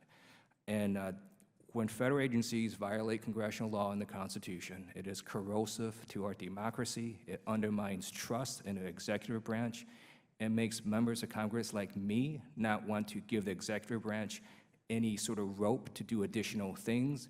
It makes it hard for me as a Democrat to try to support things that the executive branch may want to do where they're asking for some sort of trust. And they could stop it now. They could simply tell the agencies to follow the law and follow the Constitution. It doesn't require Congress to act. They can also put in incentives. I was probably one of the few members of Congress that actually worked on FOIA requests. When I was a young JAG, United States Air Force, I was responsible for doing these exemptions. And of course, I met the deadlines always, but I also did notice that it didn't matter whether or not I met the deadlines. There was absolutely no consequences. And when you have delays of not just months but years, then what you have is not just people not caring, you have deliberate withholding of information. And again, that is also corrosive to democracy. So it's my hope that Congress passes the law. Of course, we don't need to do that if simply the federal agencies would just follow the existing law. And with that, I yield back the balance of my time. Thank the gentleman. We're now recognizing the gentleman. But, Mr. Chairman, just for can I just correct the record? Sure, go ahead. My friend from South Carolina caught the error. I indicated that the letter, the memo from the White House dated 1988 was during the administration of George H.W. Bush. Obviously, it was Ronald Reagan. And I correct the record. Thank you, Mr. Chairman. I appreciate you doing that. We now recognize the gentleman from Michigan, Mr. Wahlberg, for 5 minutes. Thank you, Mr. Chairman. Let me ask Ms. Atkinson, based on your experience, what agencies have excessively used exemptions, as was referred to by the preceding questioner? I haven't dealt with all of them, but among the ones I've dealt with, and most recently, I've gotten documents that have been, in my opinion, overly redacted from the State Department and Health and Human Services. The documents I keep showing with these B5s, there are tons of these, I just pulled out a few, are about healthcare.gov. And these are just emails about our business, nothing about national security, nothing that could possibly put us in danger or help terrorists, I don't think. These are conversations that they're saying were part of a deliberative process, which pretty much they've used to say everything they do is part of a deliberative process until they put out a public press release announcing something they've done. Take a little more time to explain the B5 exemption. I understand it's basically called the withhold it because you want to exemption. That's a nickname that has been given by people who've seen it overused and feel that the agencies have come to use it for anything that they want to withhold, even though I think the intention was, I don't know what the intention was, I'm not a FOIA law expert about how it was created, but it seems to me it was to protect certain materials that could be very sensitive because maybe they were deliberating something internally and between agencies that would be bad for the public to know about, but that should be interpreted very narrowly as all, I think, FOIA exemptions should be interpreted. Instead, they slap that on just about anything they want to withhold. Mr. McCraw, would you concur with that about the B5 exemption? It is widely overused. It was intended to provide a certain amount of privacy to deliberation while a decision was being made so that people could give frank advice to leaders of an agency. I think once a decision is made, that consideration falls away, but we see B5 being applied to historic documents long after the deliberations are over. And the other thing I would raise is that the law has generally been interpreted that the facts should be released, even if it's a memo that's providing advice, if it summarizes a factual situation. We find that agencies don't take that step, and sometimes those facts are more important to us than the advice that ultimately is given in the conclusion. Mr. Leopold, have you experienced an increase in agencies' use of exemptions over the last several years? Indeed, and B5 would certainly fall within that overuse of that exemption. I mean, there is I deal with many agencies, CIA, NSA, Department of Defense. So it's understood that certain information that I'm seeking, certain documents that I'm seeking, that there's going to be other exemptions that are used. Exemptions like B1, withholding, there's the national security exemption. Oftentimes, though, it becomes clear when these cases go to court that some of the information that is being withheld to protect the government agencies or the administration from some sort of embarrassment, even the national security exemption. And those exemptions are used across the board at all government agencies. I also just want to make a point here, since Mr. Cummings brought it up about what could be done in this bill that you're working on. Please put something in the bill that holds some of these agencies and some of the FOIA requests FOIA officers accountable. There is no penalty at all for routinely violating the law, violating FOIA. So they can do it at will, and they do it, and there is no accountability whatsoever. There's no repercussions at all as a result of that. Appreciate that. Ms. Goodman, what's your experience with agencies excessively using exemptions to redact information in FOIA requests? I was just going to say maybe if a FOIA officer overly redacts, it could just be dock 1 week's pay, and I think you'll see a huge difference in the kind of responses you get. I don't regularly use FOIAs. Actually, I would like to defer that to Mr. Leopold and Ms. Atkinson. In my case, unless I want to wait a long time for something, I don't do it. Okay. Well, let's go back to that. As far as redacting, has there been a significant increase in agencies excessively redacting in FOIA requests? I've certainly seen more documents that I request are increasingly redacted. The Defense Intelligence Agency recently sent me 150 pages of completely redacted pages related to... We've experienced the same on this committee. This was quite stunning, and I'm trying to figure out how I can turn it into some sort of art display. But these were completely redacted pages related to the damage assessment that the Defense Intelligence Agency undertook with regard to the alleged damage that resulted from the leaks from Edward Snowden. Thank you. We believe it's a new font, but my time has expired. I yield back. I thank the gentleman. We'll now recognize the gentleman from California, Mr. Desaulnier. Thank you, Mr. Chairman. This hearing is reminding me of a comment that a friend of mine who used to serve on the Los Angeles City Council used to say about government agencies. That she used to say, I used to believe in conspiracies until I discovered incompetence. And sitting here today, I can't help but think there's a little bit of both. But to the point of both the chairman's comments and others as to what is the motivation and the consequences. So first of all, Mr. McGraw, having heard what others have said, particularly Mr. Leopold and Ms. Atkinson, if we get the exemptions really tightened up, absent personal consequences for people withholding this, don't you think we need both?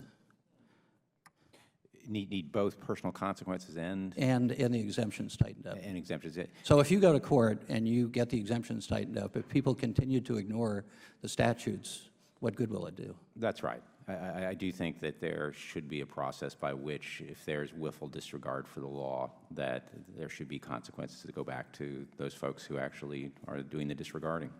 So maybe Mr. Leopold and Ms. Atkins, since you've both brought up personal consequences, what do you ascribe it to? They're protecting the culture of the agency? Are they protecting a political influence? Is it a combination of all of those? And have either of you or any of you ever seen examples of people, sort of the reverse, being punished for doing what you're accusing them of being punished doing, which is avoiding the letter of the law? To your latter question, no, never. I don't know what I don't know what the reason is that certain agencies just simply will not give up records. Let me give you an example of the Office of Net Assessment. The Office of Net Assessment is the Pentagon's in-house think tank. They spend millions and millions of dollars putting together reports that they contract out about, perhaps some futuristic warfare or what the situation in the Middle East is going to look like with regard to oil.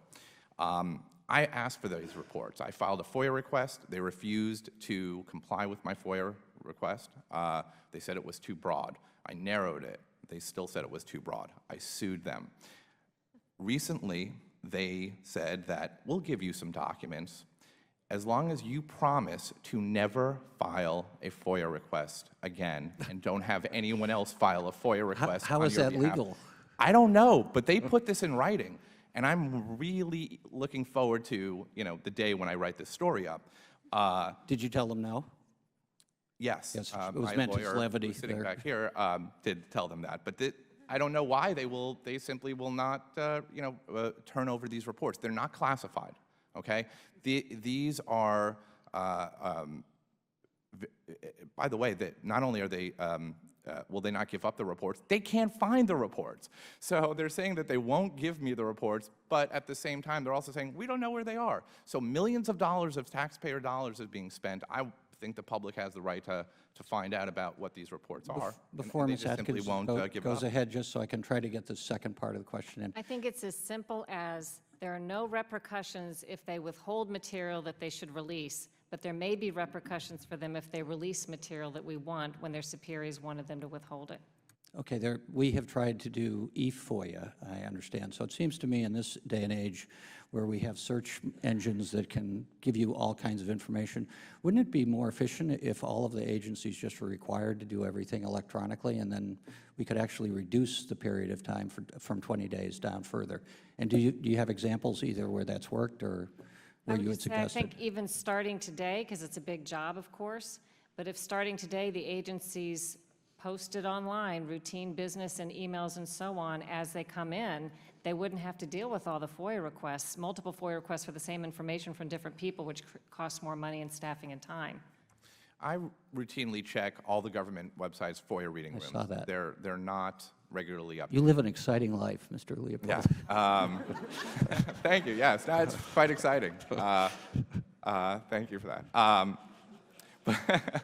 But I do check their reading rooms regularly, and they don't update it. They don't update their reading rooms with documents, which they should.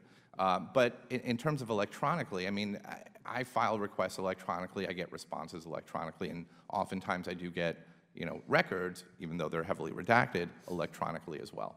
So I think that on that end, it's working to some degree. Thank you. Thank you, Mr. Chairman.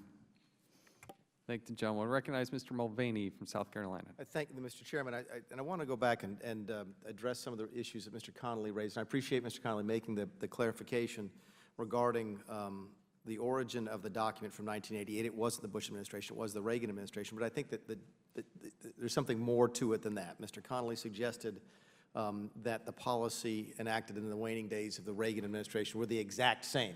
I think was his language. The policies were the exact same as the memo that the chairman cited from the early days of the Obama administration. He's already read that language from 2009.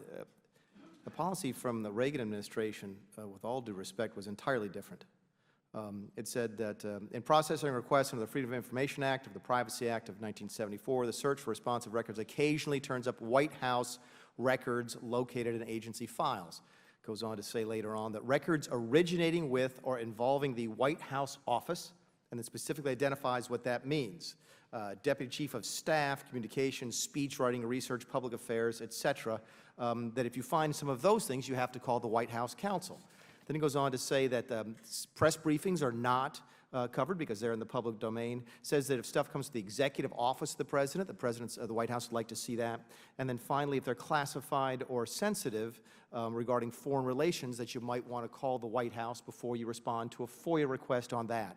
That is entirely different from the this administration's memo of 2009, which dealt not only with FOIA, but with congressional requests, GAO requests, judicial subpoenas, everything to every single agency for anything that had anything to do with White House equity. So I think to characterize the two as being exactly the same or even similar is wrong, which leads us to the issue that I think everybody's sort of afraid to talk about because we've had a really good couple of hearings here with some bipartisan support on the issues, and clearly there's folks on both sides of the aisle who don't like what's happening here. But I don't think you could ignore what the chairman raised in his comments just a few minutes ago, which is it's different now, isn't it? It's different now than it was 5 years ago, 10 years ago. Ms. Atkinson, you said that it wasn't really because there were some bureaucrats who go from administration to administration, but it's different now, isn't it? I don't know the whole picture, but you found this memo from the Obama administration, and you found one from the Reagan administration, and I saw one like that under the Clinton administration. So something is happening. It's as if the Department of Justice gets the memo with a new president and issues the standard memo, even though there may be variations in the specifics. This memo goes out to everybody saying something like that. But it is. You didn't come here during the George W. Bush administration to have this hearing. This is not easy for you all to do. You said that in some of you in your opening statements. You didn't come here during the Clinton administration. You're here now. It's different now, isn't it? It's worse now than it was before, or else you wouldn't be here. So I guess my question is this. We count on you folks to do something. You're the fourth estate. We're counting on the press to do its job, to do investigative reporting. Has anybody written on this? I mean, this is the big deal. So just now is your chance, Mr. Leopold. Have you written on this? On this being what? The inability to get documents through FOIA from this administration. Yes. Ms. Atkinson, have you written about this? I have, and Associated Press has done some excellent work on this, but I would say It's hard to tell in a short story, and TV, it's hard visually. I think TV people think it's hard to tell. I think there's a way to do it, and I also argue that we should be doing it frequently because that kind of pressure would help shake things loose as much as anything else, I think, if we covered it. Now, Ms. Goodman, you said something that caught my attention, which is about the chilling effect. And I think someone earlier asked you the fact that there's no White House editors here, excuse me, no Washington area editors here, and that you were afraid about repercussions when it comes to access in the future, I think is your words. Again, I'm paraphrasing. I don't mean to put words in your mouth, but there may be the inability to get even, it would be more difficult for you to get information going forward. Is that what you testified? I think the reason why you haven't seen a journalist do a macro story on a bunch of agencies and how they might be stonewalling or increasingly stonewalling is because they may need to call those agencies in the future and work with them. And it's sort of seen as tattling on the playground. You know, we all have to be in this playground and we're supposed to play friendly. But what I'm finding, I do think that I am seeing over the last, I would say decade, I would say really since September 11th, I have seen this fear culture that Mr. McCraw had referred to earlier. And it is, don't let those journalists get anything, because it's exactly what Ms. Atkinson said about, you know, there's a punishment or the idea that you messed up if you give those journalists anything that they might use that will humiliate or embarrass or show that this fear culture has really gotten out of control to the point where it's taking away our liberties. So let me ask you one last difficult question. And by the way, I recognize the fact it's not easy to do this, especially given what you do for a living, because you expose yourself to exactly that type of risk. But I have to ask you the next question, because you specifically mentioned in your opening testimony that it was somewhat worrisome, I don't remember your exact language, dealing with the DOJ and the IRS. So I guess my question is, are you worried about repercussions that go beyond just access to information? Always. I'll yield back. Thank you. Thank the gentleman. Now recognize the gentleman from Massachusetts, Mr. Lynch, for 5 minutes. Thank you, Mr. Chairman. A great hearing. I want to thank the witnesses for your input. I'm the ranking Democrat on the National Security Committee, and I have a hard time. I've got top secret clearance, and try to get information from the agencies that you're complaining about, and you know, the FBI and Department of Defense. And I have to say, it's very, very difficult, even under the circumstances we're under, where you go into a secure room and you're not allowed to take notes and got to give up your electronics and then try to parse through some of these documents. So I am totally with you. I just want to offer a couple of examples. With the FBI, through FOIA, we're able to get information that through their confidential informant program, the FBI in 2011 and in 2012 allowed their confidential informants to commit crimes between 5,000 and 6,000 times. But when I asked, what are those crimes? That's confidential. And when I ask, how much are you paying these confidential informants, housing, payments, and a lot of them are career criminals, that's confidential. So we're facing the same basically shutdown in transparency that you all are.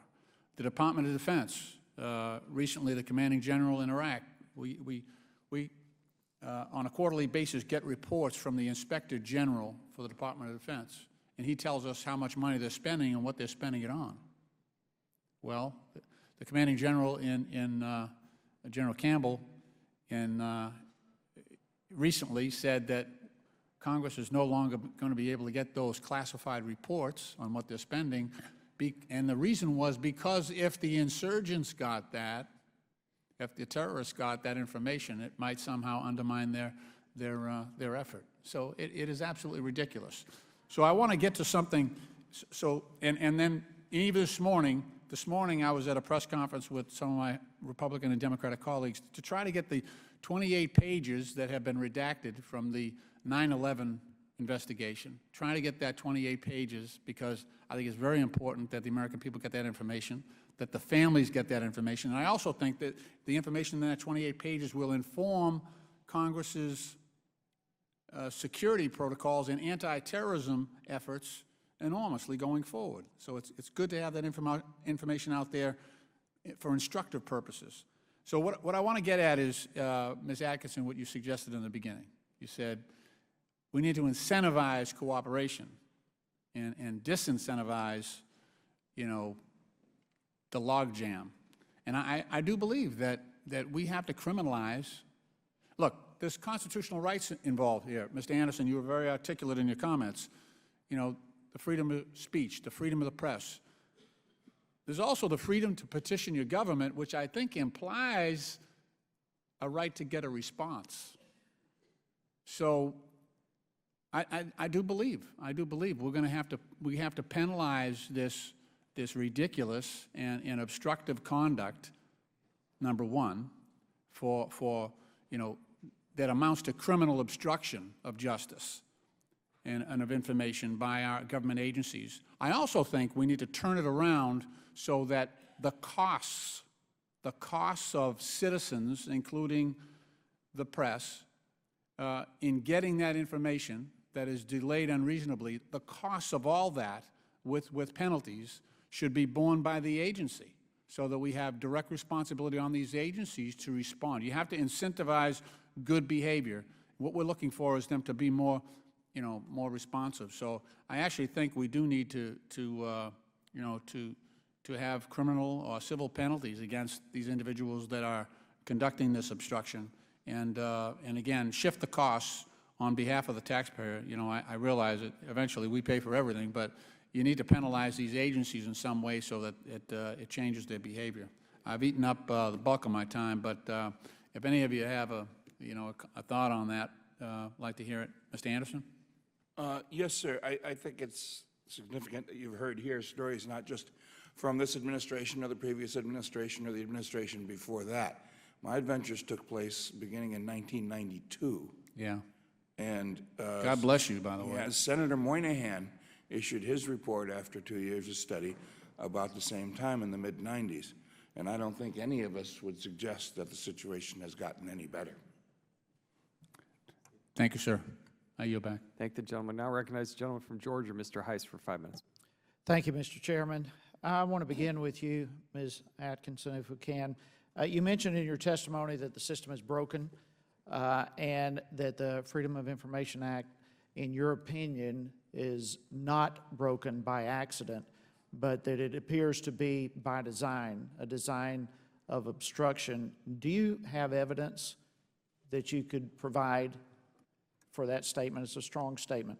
I could probably compile something for you. It's repeat patterns from the same officials who, at the end of the day, have been found to have been holding documents that were legitimately public documents, or redacted things that were improper, or go to the courts over and over again, only to, at the end, be told by the court that they should have provided this material originally and initially.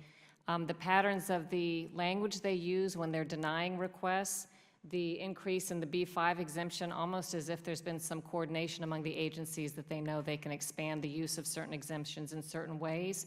The across-agency language that has bloomed up more recently, where they want you to narrow your requests, where they say that they're overbroad. This is a fairly new one to me. Across the board, the ones I deal with will say they don't understand it. I never used to get that. Now they say they don't understand your request. The requests are very simple and straightforward. So this, along with a lot of other anecdotal data, would lead anyone with common sense to believe that there is some sort of willfulness. And also, I've talked to FOIA officers, including one I reported a story on who used to work at the Commerce Department, who talked about willful plans to withhold documents from the public and Congress. Would you please provide that information to this committee? Yes, sir. Thank you. All right, let me, if we can, I'd like a yes or no answer as much as possible, because I want to cover, from each of you, I want to cover a couple of questions pretty quickly. Have each of you seen the breakdown in FOIA increase under this administration? I know we've had that question a couple of times. Just yes or no, whatever your answer. Ms. Atkinson. I don't have an apples-to-apples comparison. Okay. Mr. Leopold. Yes. Okay. Mr. McCraw. No, I don't think it's worse than before. Okay. Ms. Goodman. I think that there's more stonewalling now, yes. Okay. Don't qualify. Oh, you don't qualify, okay. All right, with that, again, yes or no, and this can go all the way back to 1992 or whatever, but yes or no, do you believe that, obviously personnel, at least as a general rule, do not act without some directives from superiors? All right, so from your experiences, do you believe that be it the current administration or other superiors are giving directives to agency personnel to obstruct FOIA requests? Yes, and I've been told that firsthand by officers. Okay. I can't answer that question. I have no evidence to support it. I agree with Mr. Leopold's answer. Okay. I would say yes. Yes. It seems to be more a matter of culture rather than directives. It's not necessary to order a bureaucrat to keep secrets. They do that. Okay, well, even there, a culture doesn't just happen by accident. No, cultures sir. are created. All right. Yes or no again, one more time. Have you personally experienced delays that you believe were designed to wait out the usefulness of the FOIA requests that you made? Yes, sir. Can I say hell yes? Yes. You just did. Thank Okay. you. Okay. I don't have the evidence of that, but it certainly would appear that way at times. I agree with Mr. McCraw, same thing. They look like they're running down the clock, but I couldn't prove it. Absolutely. I think that was the entire purpose of the exercise. Okay. All right, so obviously there's a problem here that is intentional, at least from every one of your perceptions. This is not accidental happenstance. This is purposeful. When we're dealing with a First Amendment that guarantees freedom of speech, you are prohibited from providing freedom of speech in your careers. Mr. Chairman, I'm just for having this hearing today. I yield back my time. I thank the gentleman. Will now recognize the gentlewoman from Michigan, Ms. Lawrence, for 5 minutes. Thank you, Mr. Chairman. One thing I think has been clearly documented today that we have a problem. It's a problem that didn't start with this administration because we talked about a culture and those who wait out administrations. So I want to shift it a little bit to how can we move beyond this. The proposed Freedom of Information Act would allow OGIS, which is Office of Government Information Systems, the discretion to issue advisory opinions. The OGIS could issue an advisory opinion at the request of any party using that office mediation services. Ms. McGraw, do you think that this provision is workable and would it help OGIS in its mediation efforts? Yes, it would, Ms. Lawrence. That is a model that's used in many states, including New York State. Mm-hmm. There is a Committee on Open Government, which is a part of the Department of State of New York State. They issue non-binding opinion letters. Very helpful to us to know, you know what, we're asking for too much. Very helpful to when we get one that says the agency is not doing what it should be doing, and a lot of times we can use that with the agency to change its behavior.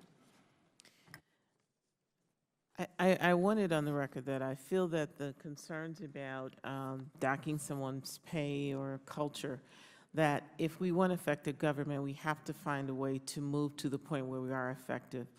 I'm very concerned about the same conversation being where we're cutting staff, we're cutting funding. And the records have shown that there for the Department of Justice alone, they received 64,000 requests last year alone. And then we consistently see staffing and budgets cut. So I feel that the proposed mediation process will help on both sides. I have one other question, Mr. McGraw. These assessments will be provided directly to Congress while continuing to serve as a neutral, impartial mediation in the FOIA disputes. In your view, can OGIS provide candid assessments? You referenced New York about agency performance without compromising its ability to serve as an impartial mediator in these disputes? You raise a very good question, and the mediation part is different than it is under state law, where in New York, where it does not that office does not provide those services. It's there to reflect on what the law should be and how it should be interpreted. I have seen in New Jersey where they offer up mediation services through their state agency that oversees, and you can have it both ways, just as courts do it. Requires capable people, but it's not uncommon in federal court to have the district court say the magistrate would like to mediate this, or the district court judge himself or herself. So yeah, I think it can be done. It's worth trying. Ms. Atkinson, are you coming back? Okay. I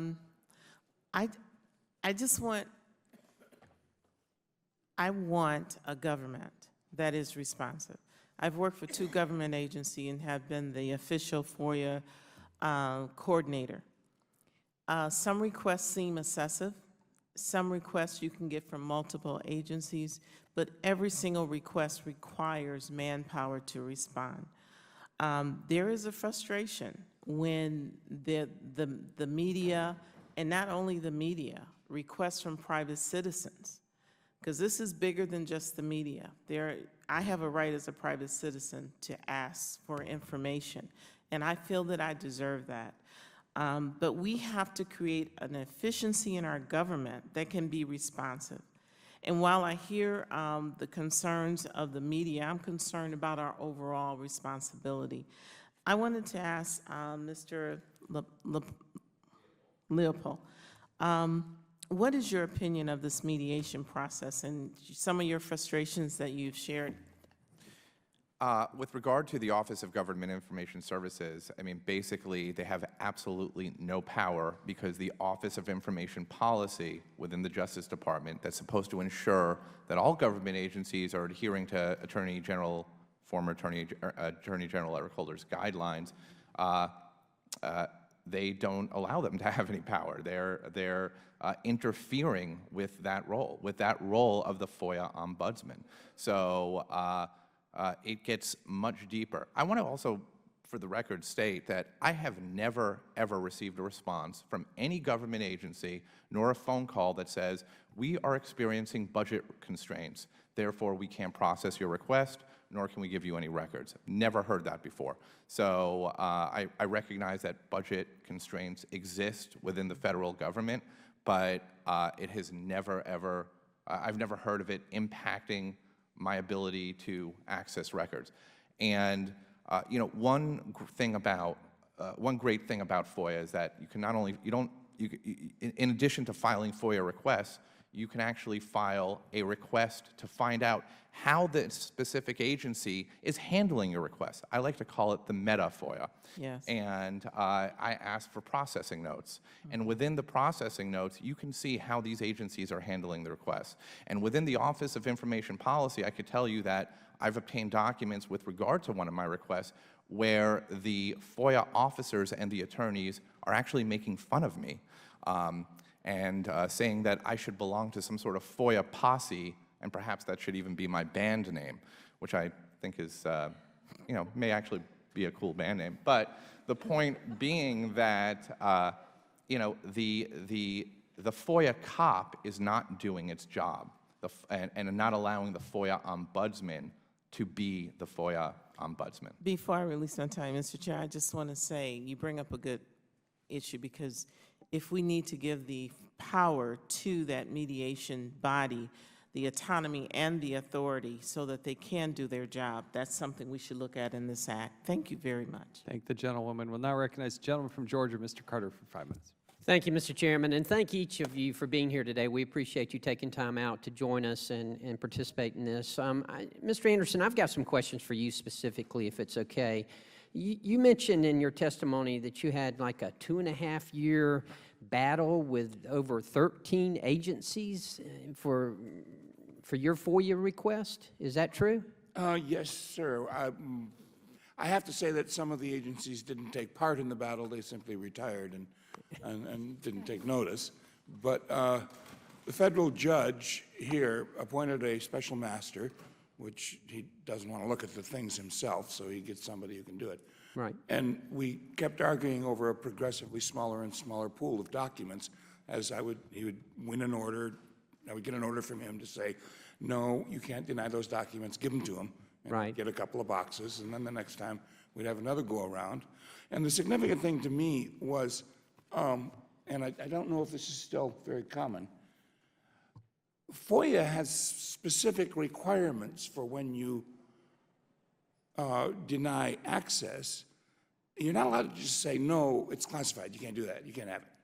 You have to specifically justify not only each document, but each part of the document as to what exemption you're claiming.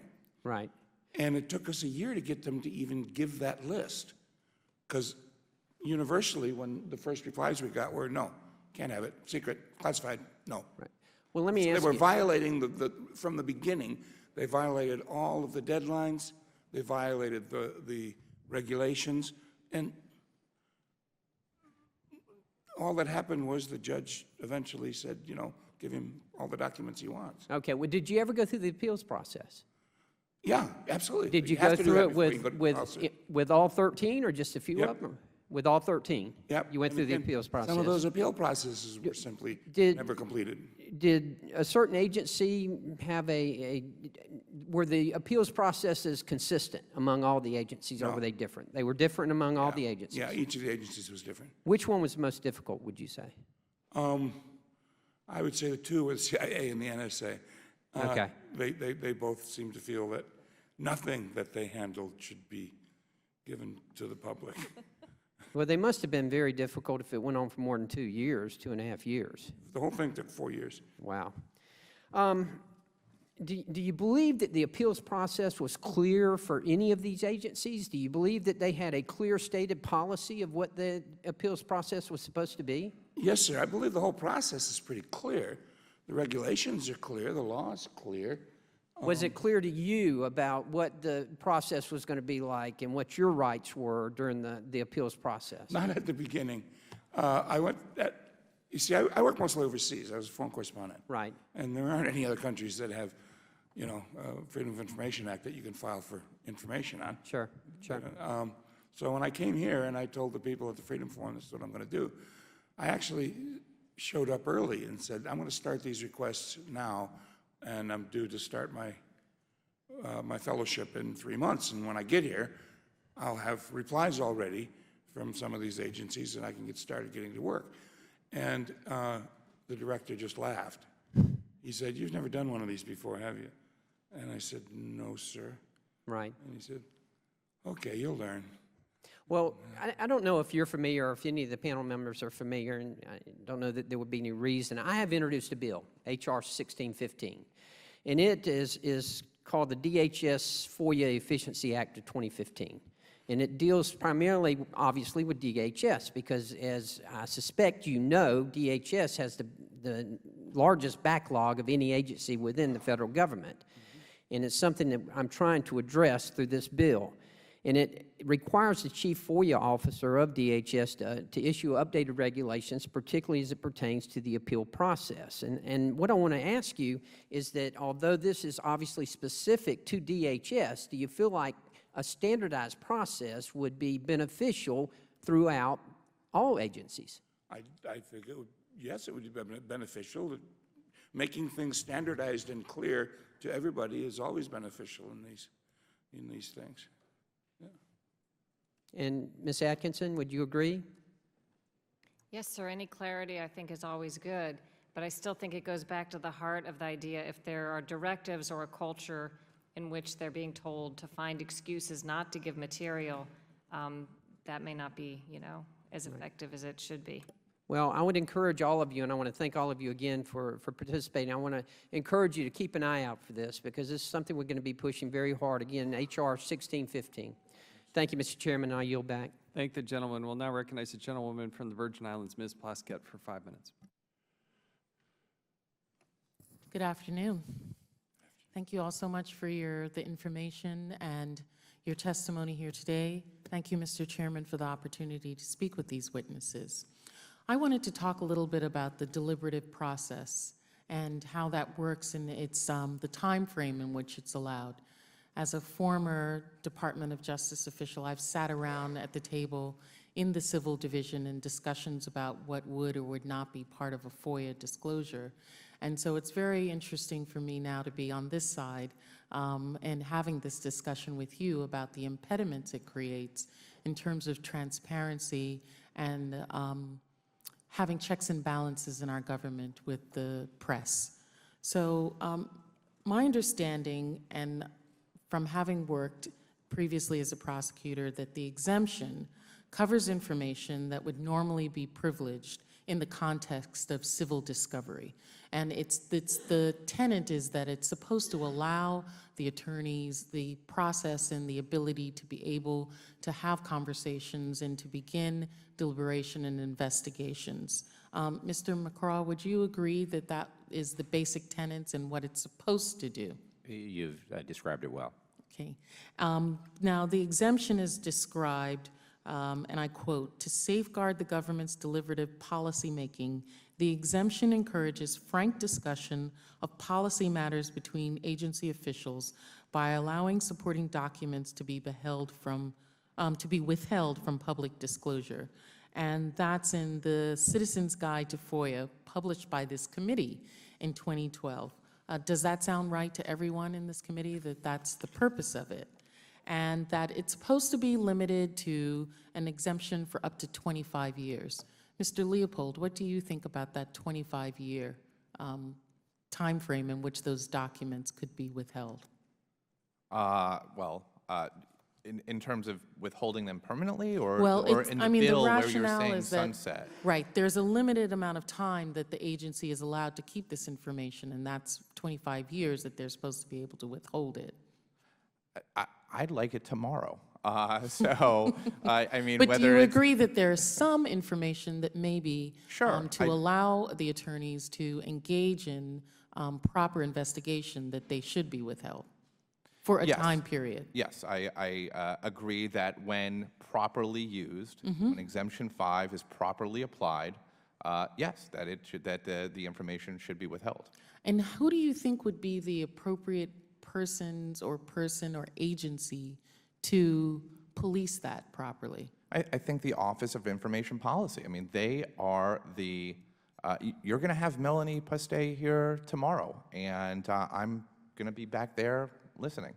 Are you going to be holding up questions for us? So can you I may prompt us pass at what you some, think? If you send me your email address, I'll send you a long list of questions. Okay, great. One of them being, how come she has yet to, her office, turn over my request for emails that actually mention FOIA? I asked 2 years ago for emails that mention FOIA and haven't seen those yet. To answer your question, I think that the Office of Information Policy, in fact, I don't think they are the ones that are supposed to ensure that these agencies are adhering to, as I said, former Attorney General Eric Holder's guidelines. Now, my understanding is, particularly from the freedom of information side and from the press side, that most things are so subjective. So determining what should fit within this and what should not can lead for broad redactions. And Ms. Atkinson, you talked about that this can be, so broad, used with a broad stroke that you have complete black pages in FOIA requests. You use the term withhold it because you want to exemption. Can you talk a little bit more about that? You discussed the context of privilege, maybe sort of an attorney-client privilege, but the example I used today, and many examples I have, are emails to a huge group of civilians, non-lawyers, who have emailed one another information about the public's business. Sometimes there are 50 people on the email, and they can all know about the public's business, and yet we are to not. And these are public officials being paid our money, and I think it's very hard to justify just thousands and thousands of pages of these types of redactions. It's hard to know what's in them since they've redacted them, but it's pretty clear when you see the pattern that the redactions are so broad that they can't possibly apply to a narrow sort of attorney-client privilege, at least in those cases. So, Mr. McCraw, would you agree? Sorry, okay. My see apologies. my We have a time. second panel that's still yet to come, and we're trying, we also have votes that will come up, so I'm going to need to enforce the time here, and we'll now recognize the gentleman from Alabama, Mr. Palmer, for 5 minutes. Thank you, Mr. Chairman. The last question Mr. Carter asked Ms. Atkinson was whether or not you thought it would be beneficial to have some standard practice for requiring compliance with these requests, and you said yes, and then you, to paraphrase, you added this little caveat, unless there's a culture that exists to the contrary, to a culture, as I interpret it, to avoid compliance. Is that an accurate assessment of what you said? Yes, sir. I think it's akin to, the Titanic is sinking and somebody's saying, quick, hurry and rearrange the deck chairs. That won't make much difference in the big picture if the problem that's causing, or the big issue that's causing the problem isn't addressed. Okay. Ms. Atkinson, Mr. Leopold, Ms. Goodman, you're all investigative reporters. Mr. McGraw, I assume that in your role as Vice President General Counsel, you have some idea about investigative reporting. You all have expressed your frustration in your investigations of various federal agencies in regard to the failure to comply with FOIA requests. Have any of you investigated or considered investigating FOIA violations? And you can answer yes or no. Yes, sir. You have? Good. I've considered it and I've done some of it. Okay. Yes, sir. I not only have investigated it, I've written about it extensively. Like Mr. Leopold, we have FOIA'd the FOIA record to see how a prior request was being done. Okay, good.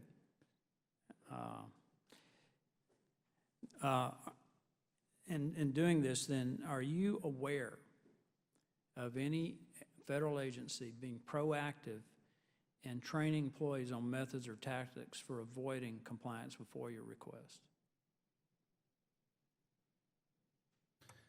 I noted in my written testimony and my opening statement that the Pentagon has a policy in which FOIA requests that are deemed significant requests get department-level review. In other words, the process is politicized. Okay, let me be clear.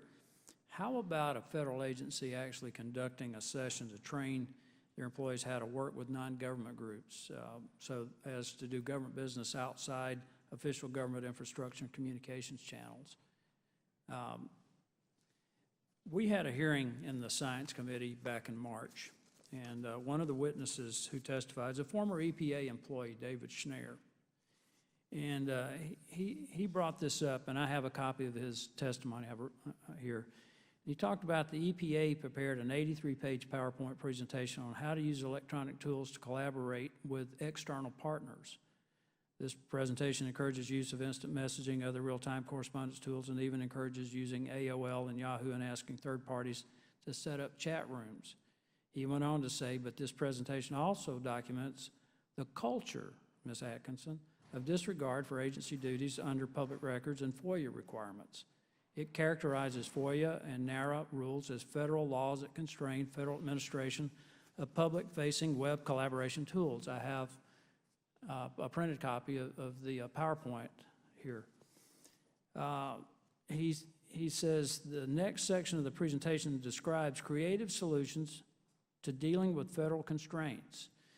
And here are the federal constraints that they mentioned: National Archives and Records Administration, Federal Advisory Committee Act, Paperwork Reduction Act, National Institute of Standards and Technology, and others. He says that specifically EPA encourages its employees to help outside parties to sponsor the web-based collaboration tools, noting that as long as we are only participants, not administrators of a web collaboration site, the site is not limited by those same FOIA and Public Records Act constraints. How would you respond to that, Mr. Leopold? You'll have to forgive me, but I'm completely confused about that. I'm not quite sure what he's saying there. So I'm not well informed about this idea or proposal. Ms. Atkinson is eager to respond. So Well, go I ahead. understand what you're saying, sir, and I cut it from my verbal testimony for time, but There are new tactics, even if FOIA is shored up. We've already seen that agencies, and I've written some on this, and officials instruct subordinates to not put things in emails, to use instant messaging. Sometimes they use private service, private emails, pseudonyms, friends' accounts, and all kinds of other ways that even this problem would be That are solved. not subject to a FOIA request. Yes, sir. Or any other public records request. I think, what I'm saying here, Mr. Chairman, if I may, is that you have a former EPA employee who, in testimony, sworn testimony, just in March, talked about what I consider a conspiratorial effort to avoid complying with federal records. Thank you, Mr. Chairman. Thank the gentleman. Now recognize the gentleman from Virginia, Mr. Conley, for 5 minutes. Thank you, Mr. Chairman. I come from a state, Virginia, where FOIA laws are actually very strict. I don't know how many of my colleagues in this committee actually were ever subject to FOIA. I come from local government, and I can tell you in Virginia, my phone log was subject to FOIA, my schedule was subject to FOIA, my working documents were subject to FOIA, my files were subject to FOIA, and the county attorney was very strict about it, that you had 5 working days in which to respond. If it was too much, we might ask the requester to help defray the cost of duplication, copying, but there weren't really electronic files back then. So I'm used to a culture of very strict adherence to FOIA. We didn't engage in redaction or big exemptions. There were some exemptions involving privileged legal matters or personnel matters, but that was it. So coming to the federal government, I'm somewhat surprised at this tension in how we implement FOIA. If we step back, though, Mr. McGraw, the First Amendment guarantees a free press. Is that correct? That is. Is it not also correct, however, that the First Amendment fails in any way to enumerate the right of a free press to access to government documents? It's not in the text. That's Correct. correct.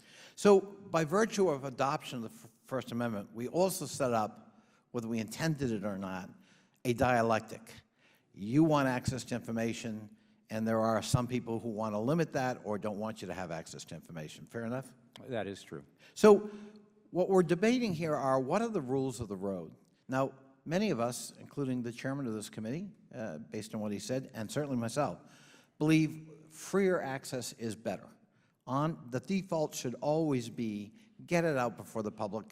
Let's see where the chips fall. But, I mean, there are some exemptions.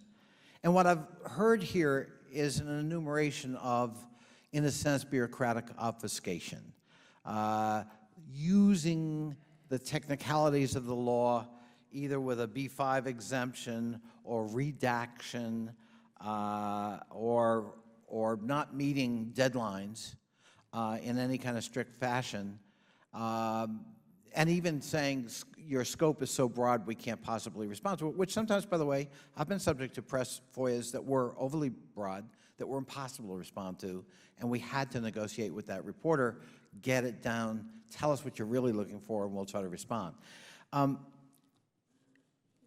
So I take the points you make, and Mr. Leopold, you said there ought to be penalties in the FOIA, in whatever legislation we consider, so that there's an incentive to comply rather than an incentive, as Ms. Atkinson ably put it, not to comply. Would you make those civil or criminal or both in terms of penalties? If I were king, I would make them both. I mean, there are, there are numerous instances in which, I've been in court and the government has outright lied about certain records, about whether they possess certain records, whether they'll process certain records. It's become, very clear. So, yeah, I would make it both. Okay. I just want to reiterate, though, the First Amendment kind of sets up this competition. I'm more on your side than the other side in the competition. But there's not an absolute right guaranteed to access to any information. No, there isn't, but I have the right to ask every federal agency to give me every record that they have. They don't have to do that. and they have made it crystal clear that they're not going to, but the law is clear. Well, that's the what I was Freedom gonna- of Information that's Act what I is was a gonna- law, and the law Mr. Leopold, is clear. That's what I was going to get at. So to try to clarify the First Amendment, laws get adopted. FOIA law is one of them. And it's an imperfect vehicle, but it's one that needs to be perfected. And that's certainly a conclusion I draw after listening to your testimony. It works sometimes, it doesn't work perfectly, and at other times there's outright obfuscation, and that needs to be addressed. And it's not unique to this administration, but since we're in this administration, we need to deal with it as well. I thank the Chair for the time, and I thank all of the panelists for being here today. It's a very illuminating conversation. Thank the gentleman. Now recognize the gentleman from Ohio, Thank you, Mr. Mr. Jordan, for 5 Thank you, minutes. Mr. Chairman. Mr. Leopold, has it gotten, I mean, I may cover some ground that's already been covered. Has it gotten worse? FOIA requests for information, has it more difficult for you to get the information you've requested? It is. It gets increasingly worse with the passage of years. More redactions than you ever used to see? Yes. I mean, the more I request, the more records I request. More deliberative process exemptions than you've ever seen before? Oh, there's no question. I mean, more other exemptions that apply for certain agencies than you've ever seen before? I definitely would say B7A at FBI is overused. Is this the first time that you've testified in front of Congress? It is. So first time on any issue, and certainly the first time on this issue? First time on any issue, probably the last time. Understand, as well. understand. Which tells us something on both ends. And Ms. Atkins, is this the first time you've testified in front of Congress? I testified on some similar issues on the Senate side not long ago, and these are both very much firsts. So was that this year? Yes, sir. Okay, so never before No, sir. the President. Okay, Mr. McGraw, first time you've testified? It is. And you've been in journalism a year or two? That is so. You look young. I'm not insinuating that. I understand. Ms. Thank you for Goodman, putting it on the record. you referenced that in your testimony? Sir, could I just address Sure. the question, though, that you raised? I don't think it's gotten worse. I remember very well what it was like when I started doing this regularly. But still, the first time you've been willing to come talk about it? First time I've been asked. Okay. Ms. Goodman? Yes. First time. Mr. Anderson? No. I've been before Congress. On this issue? Senate committee, which was discussing the use of journalistic cover by the CIA, and was holding. But it's the first time you've testified on FOIA? Yes, sir. Okay. I mean, that should, this is sort of where Mr. Mulvaney was earlier. That should tell us something. When the press has to come testify about restrictions on the press, that's pretty important. I mean, that's why this is sort of unprecedented that you're all here. And I think, Ms. Goodman, I didn't catch most people's opening statement, but I caught part of yours. So it brings us back to the fundamental question. Why? Why has it gotten worse? Why is it to a point where you think you now, I mean, why are we at this point? What's causing the delays, the exemptions, the redactions? What ultimately compelled you all to come here? What's the cause of it all? Mr. Leopold, can you give me an answer to that? Because I got an idea, and I'd be happy to give it, but I'd rather hear what you all say here, at least first. I came to Congress, or came here today because I was asked to testify. I think this is a really important issue. I use FOIA aggressively. The public benefits. No, I'm not, you misunderstood me. I want to go back to the question, why is the problem getting worse? Why are the redactions so much? Why are the exceptions so much? Yes, the deliberative process? I was just answering the last part of your question. I mean, why are they getting worse?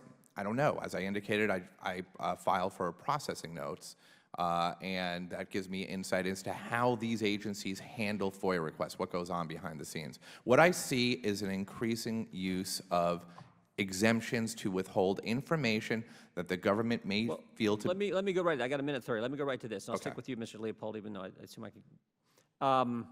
Has it increased under the Obama administration?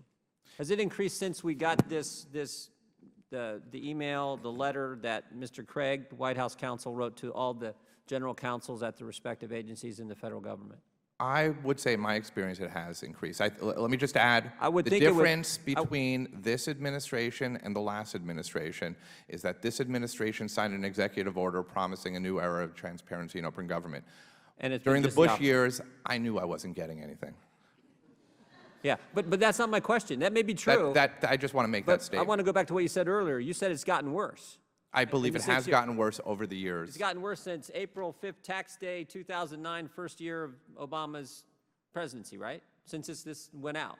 I've been filing aggressively FOIA requests for the past 5 years. When the White House counsel says all document requests that may involve documents with White House equities, that's everything. I mean, you talk about a chilling impact that's going to have on general counsels and federal agencies. When they say all that have any White House interest associated with them, that's pretty broad. As Mr. Mulvaney pointed out, that's a lot broader than the 1988 deal that whoever was counsel when President Reagan was president. That would scare you. To me, this is as obvious as it gets. The White House General Counsel tells all the general counsels at every federal agency, hey, before you send anything, check with us. Of course they're going to redact everything. They're scared to death. I mean, we talk about the chilling effect in government all the time. It doesn't get any more chilling than that. If you're a bureaucrat in the federal agencies trying to comply with all your requests, and it's that reason that made it so bad that for the first time in all your careers, you said, you know what? I'm going to go talk about the press has to testify because of the restrictions placed on the press. That is huge. You can be sure that I'll be FOIAing that to find out what's going on behind the scenes. I appreciate it. Thank you, Mr. Chairman. Thank the gentleman, and I think we've allowed each member to ask their questions. We have a second panel, and so we first and foremost want to thank this panel for your time and your expertise and your candidness in sharing your perspective. We thank you again for your participation here. The committee is going to recess for about 4 minutes while we reset the table and get ready for our second panel. But thank you again. We stand in recess for about 4 minutes.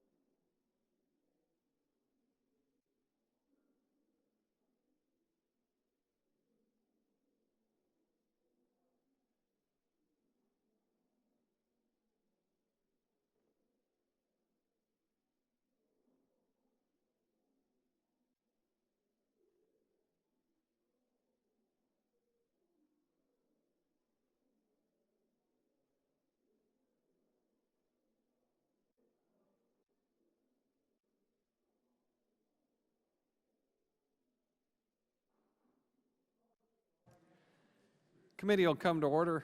We have a second panel on our discussion today about FOIA.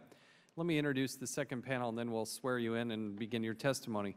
Tom Fitton is the president of Judicial Watch, the public interest group that investigates and prosecutes government corruption. As president of Judicial Watch since 1998, with nearly 25 years' experience in public policy, Mr. Fitton has helped turn Judicial Watch into one of America's largest and most effective government watchdog organizations. Mr. Fitton is the author of the New York Times bestseller, The Corruption Chronicles, and the executive producer of a documentary movie, District of Corruption. In 2015, the American Conservative Union, the ACU, awarded Fitton with the Defender of the Constitution Award during its annual Conservative Political Action Conference, also known as CPAC. Cleta Mitchell is a partner and political law attorney in the Washington, D.C. office of Foley Lardner, LLP, and a member of the firm's political law practice. With more than 40 years of experience in law, politics, and public policy, Ms. Mitchell advises nonprofit and issue organizations, corporations, candidates, campaigns, and individuals on state and federal campaign finance law, election law, and compliance issues related to lobbying, ethics, and financial disclosures.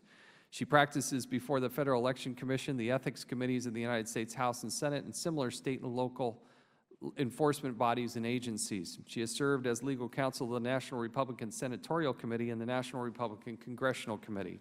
Nate Jones is the director of the Freedom of Information Act project for the National Security Archives. He oversees thousands of Freedom of Information Act, or FOIA, and mandatory declassification reviews, also known as MDRs, requests, and the hundreds of FOIA and MDR appeals that the archive submits each year.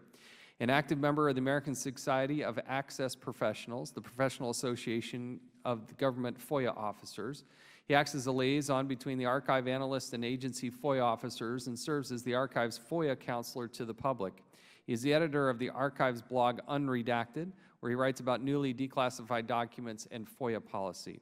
He has authored the archive's past 5 government-wide FOIA audits, including the 2015 e-FOIA audit, most agencies falling short on mandate for online records. Ms. Garcia, Lizette Garcia, is the founder of the FOIA Resource Center. Founded in 2013, the FOIA Resource Center's mission is to put the most salient public records of the day quickly and cost-effectively in the hands of the most immediately impacted. Ms. Garcia is celebrating the first anniversary of her firm, where she works to wrest government documents from a reluctant bureaucracy using the Freedom of Information Act. Her clients are often lawmakers, trade groups, journalists, and whose ranks once included her. She moved to Washington to attend Howard University School of Law and graduated in 2008.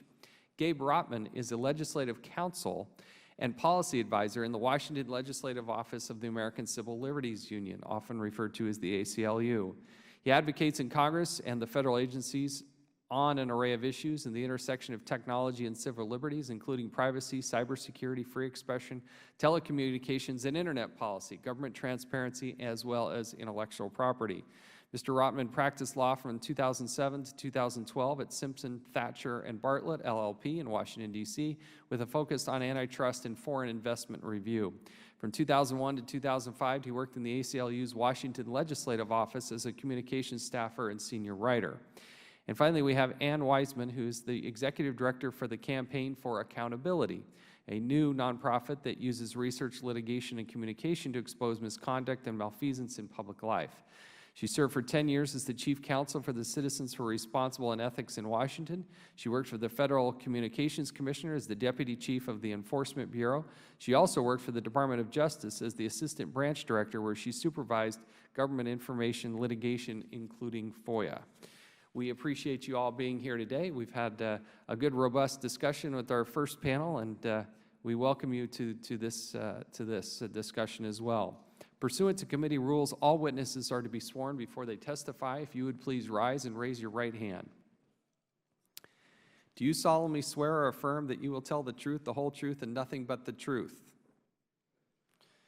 Let the record reflect that all witnesses answered in the affirmative, and as they now take their seats, I would encourage you, in order to allow time for discussion, to please limit your testimony to 5 minutes as best you can. Your entire written statement will be entered into the record, and as members have votes coming up on the floor, there may be submissions from Congress that we would appreciate if you would follow back up on.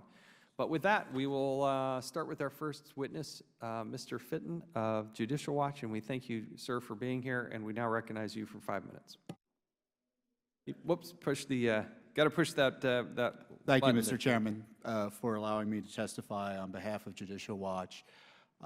Transparency is an important issue to the American people. We're a conservative group, but we're nonpartisan, and we have over 360,000 active supporters. And there are a few more widely supported groups in the country than Judicial Watch. And obviously, our focus is on the Freedom of Information Act. We're the most active requester, most active litigator, without a doubt today. And we've used the open records laws to root out corruption in the Clinton administration and to take on the Bush administration's penchant for improper secrecy. You may recall we sued the administration of President Bush all the way up to the Supreme Court over the Cheney Energy Task Force. We've been around for 21 years, but I can tell you our government is bigger than ever, and it's frankly the most secretive in recent history. President Obama promised the most transparent administration in history, but federal agencies are often black holes in terms of disclosure. We filed nearly 3,000 Freedom of Information Act requests with the Obama administration, and our staff attorneys have been forced to file around 225 lawsuits in federal court against this administration.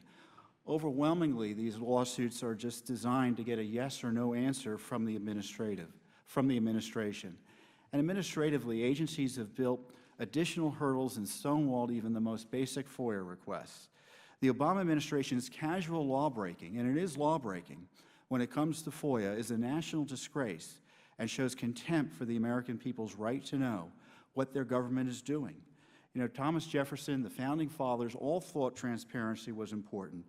Jefferson said, if we are to guard against ignorance and remain free, it is the responsibility of every American to be informed. And FOIA increasingly is not working in that regard. Transparency is about self-government.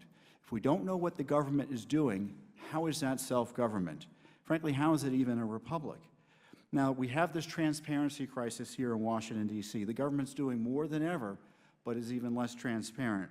Never in our history has so much money been spent with so little accountability. Frankly, all of Congress should focus on government reform and oversight instead of assigning it to just one or two committees. Americans are rightly worried that they're losing their country. We have the forms of democracy, elections, campaigns, votes, political fundraising, ads. But when Congress authorizes $1.5 trillion in spending after just 3 days of debate, and when the executive branch won't tell you much unless you're willing to make a federal court case out of an issue, frankly, that isn't democracy, and it certainly isn't self-government. But FOIA shows that there is a way forward out of this transparency crisis, and it's a corruption crisis as well. We've shown that one citizen group using the FOIA and independent oversight can help the American people bring their government back down to earth and under control. And Judicial Watch obviously has succeeded in uncovering documents that have been denied to Congress. On Benghazi, it's been a little over a year since Judicial Watch uncovered a declassified email showing that then White House Deputy Strategic Communications Advisor Ben Rhodes and other Obama administration's officials, not intelligence officials, put out the talking points used by Susan Rice, that the big lie that the Benghazi attack was rooted in an internet video and not a failure of policy. Now there's a select committee because of those disclosures. A select committee, to put it charitably, doesn't seem to be getting much of anywhere. And Judicial Watch's litigation continues to be the go-to place for information about what's going on in the Benghazi scandal. The IRS scandal. Judicial Watch litigation forced the agency to admit that Lois Lerner's emails were supposedly lost. And it was Judicial Watch's litigation that forced the IRS to admit that her emails were not actually lost. And only Judicial Watch uncovered the troubling revelation that the Obama IRS and Justice Department were collaborating on prosecuting the same groups that the IRS had lawlessly suppressed. We're still getting screwed around by the IRS. We just filed today a filing that the IRS, updating the court on the IRS's machinations with Lois Lerner's lost emails. They told us there were no tapes. It turns out there were tapes. They made us go through all sorts of hoops to figure out where the lost emails might be. They made the court go through all sorts of hoops. And then it turns out that the Treasury Inspector General had this information and had these tapes. They had turned over those tapes one day after they had been requested, the IRS to TITCA. They didn't tell us that, and they made us go through this fight with them over where these lost emails would be. They knew where they were. And then once TITCA found the emails that were lost, IRS said, well, they're not subject to FOIA. They're TITCA's records, not the IRS's records. Then a few weeks ago, they said, oh, we got some emails from TITCA, so now they're our records, and we'll get to them when we get to them. Really outrageous conduct. And then, of course, we have the most egregious violation of federal transparency law since FOIA was passed 50 years ago. And that is Mrs. Clinton's use of a secret email account to avoid disclosure under the Federal Records Act and avoid disclosure under FOIA. And when you have the State Department agency tell Judicial Watch they looked for records and they couldn't find anything, and groups like Judicial Watch end their lawsuits based on no records being found, that was a lie. They didn't look for the records. Mrs. Clinton was head of the agency, and she had a legal responsibility to maintain those records. And there is criminal liability already for failure to maintain those records. It's called concealment. You can't conceal records. You can't take them away if they're federal records. And that was what Mrs. Clinton did. And there is a long-standing law that prohibits that. And certainly in the least, that should be subject to criminal investigation independently. And I'll just finally close. Obviously, Congress is not subject to FOIA. It ought to be. The courts aren't subject to FOIA. It ought to be. But the problem is the executive branch is avoiding FOIA. FOIA reform is important, and we support serious, impactful legislation, and we encourage you to keep on working on that, and we'll work with you as appropriate. Thank you for your time. Thank the gentleman. Ms. Mitchell, you're now recognized for 5 minutes. Thank you, Mr. Chairman, members of the committee. Thank you for having a hearing on this really important topic. I have, in my testimony, explained my experiences with FOIA with a number of my clients over the past several years, nonprofit, grassroots citizens groups. I want to focus today on just one of those experiences, and that is with the IRS and Treasury on behalf of the Tea Party Patriots. When the IRS and Treasury issued its 501c4 regulations, which would restrict and allow the IRS to govern free speech and political activities of 501c4 organizations, regulations that were developed in secret, that were not included on the plan for rulemaking that all federal agencies are supposed to publish regularly, and were released the day after Thanksgiving on Black Friday, November of 2013, we wanted information about where did these regulations come from? What were they about? How were they developed? So on behalf of Tea Party Patriots, in early December 2013, we filed FOIA requests with the IRS and Treasury seeking information and the documents related to the development of the regulations. The Department of Treasury wrote back and said, we're going to invoke our 15-day automatic extension. And that was all we ever heard from the Treasury Department until we sued them. The IRS wrote back and said, we're invoking our 15-day extension. But we're not going to be able to answer within the statutory period. We'll answer your FOIA request April the 7th of 2014. April the 7th, I get a letter saying, we're not going to be able to answer your FOIA request as we promised. You'll need to give us until July the 2nd. So I called the woman who sent the letter and said, tell me what the progress is. How are we doing? At which point she said, well, you know, I process the requests and I send them to the appropriate people within the agency, and then I don't ever hear anything back. I said, you've never heard anything back? She said, no. I said, well, how did you come up with these dates? She said, well, I was estimating. I said, so you made them up? She said, basically. So 1 week later, we filed a lawsuit in federal court here in D.C., a FOIA appeal. And we reached an agreement with the Department of Justice where they would provide monthly rolling productions from the IRS and Treasury. And I have brought the binders with me, if you would like to see them. And this is the most recent, these are the most recent production, which I got yesterday, day before yesterday. It is you can't see it, page after page of documents that are either totally or partially redacted. All this, ladies and gentlemen, this is the deliberative process privilege in action. We have not received one substantive document. In all of these binders, we have received, we did agree with the Justice Department that they would produce a Vaughn index, which is like a privilege log. So we do have a list of thousands of pages of documents they haven't produced at all, and the pages they have produced are either totally blacked out or partially blacked out such that all significant information is removed. So what we have really effectively learned is that the deliberative process privilege has completely subverted and destroyed the purpose of FOIA. And the Tea Party patriots have spent tens of thousands of dollars just to try to understand regulations which were withdrawn.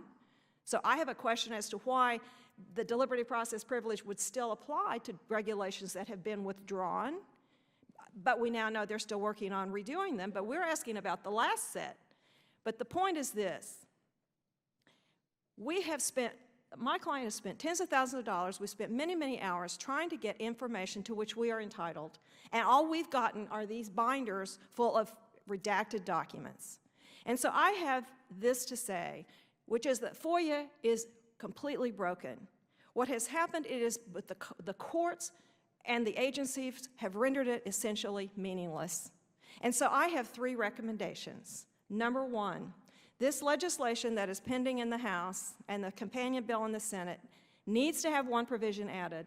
Congress should eliminate the deliberative process privilege. It is the deliberations of the agencies and the process by which the decisions are made that the people have a right to know about. That's the basic information that we seek. And so Congress should eliminate, by statute, just X out the deliberative process privilege. And number two, I also recommend that there have to be penalties that are imposed for individual government employees and agency heads who fail to comply with FOIA. And number three, Congress should take all of the money. I've heard the conversation about, well, you know, we cut their budgets and all. Let me tell you, this took a lot of extra work. It would have been a lot less expensive for the IRS and Treasury to just copy the documents and send them to us. But going through and redacting takes a lot of extra processing time. But I would say this, Congress should go through every federal agency and take the money that is now spent, the tens of millions of dollars now being spent for the public affairs offices who put out press releases, who tell us propaganda, whether it's true or not, that they want us to know, and reallocate all of those funds to FOIA processing. And then I think Congress should keep a scorecard and should know how agencies are doing in terms of responding to FOIA and should take that into account at appropriations time. So I would say this, only Congress can fix FOIA. Nobody else can fix it. Congress needs to revive FOIA, to breathe life back into the system, and to make it the Transparency Act that it was intended to be almost 50 years ago. Thank you for this opportunity to testify. Thank you. Mr. Jones, you're now recognized for 5 minutes. Mr. Chairman, distinguished members of the committee, thank you very much for this opportunity. At the National Security Archive, we've filed more than 50,000 FOIA requests, conducted 14 government-wide FOIA audits that have displayed the inner workings or non-workings of over 250 FOIA shops. Our White House email lawsuits against every president from Reagan to Obama have saved hundreds of millions of messages and set a standard for digital preservation that the rest of government has not yet achieved. The key point I'd like to convey to you today is that the tremendous promise of the Freedom of Information Act, a tool that citizens can use to efficiently and effectively gain access to records produced by the government, has not been fulfilled. Unlike some in the previous panels or others, I wouldn't say it's broken. One only look to the National Security Archive's website and see the millions of pages of documents we've got declassified that have rewritten history and helped write policy, or look at Jason Leopold's scoops. But the Act has certainly not fulfilled its promise.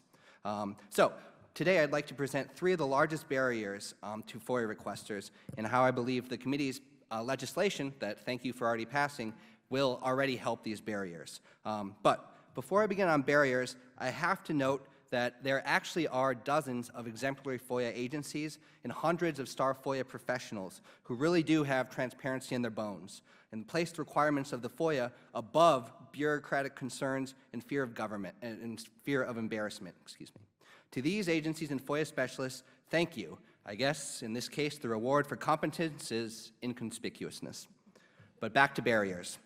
The first negative interaction a FOIA requester experiences with an agency is over fees. because many agencies have adopted a strategy of using the specter of high FOIA fees to deter people from making legitimate requests.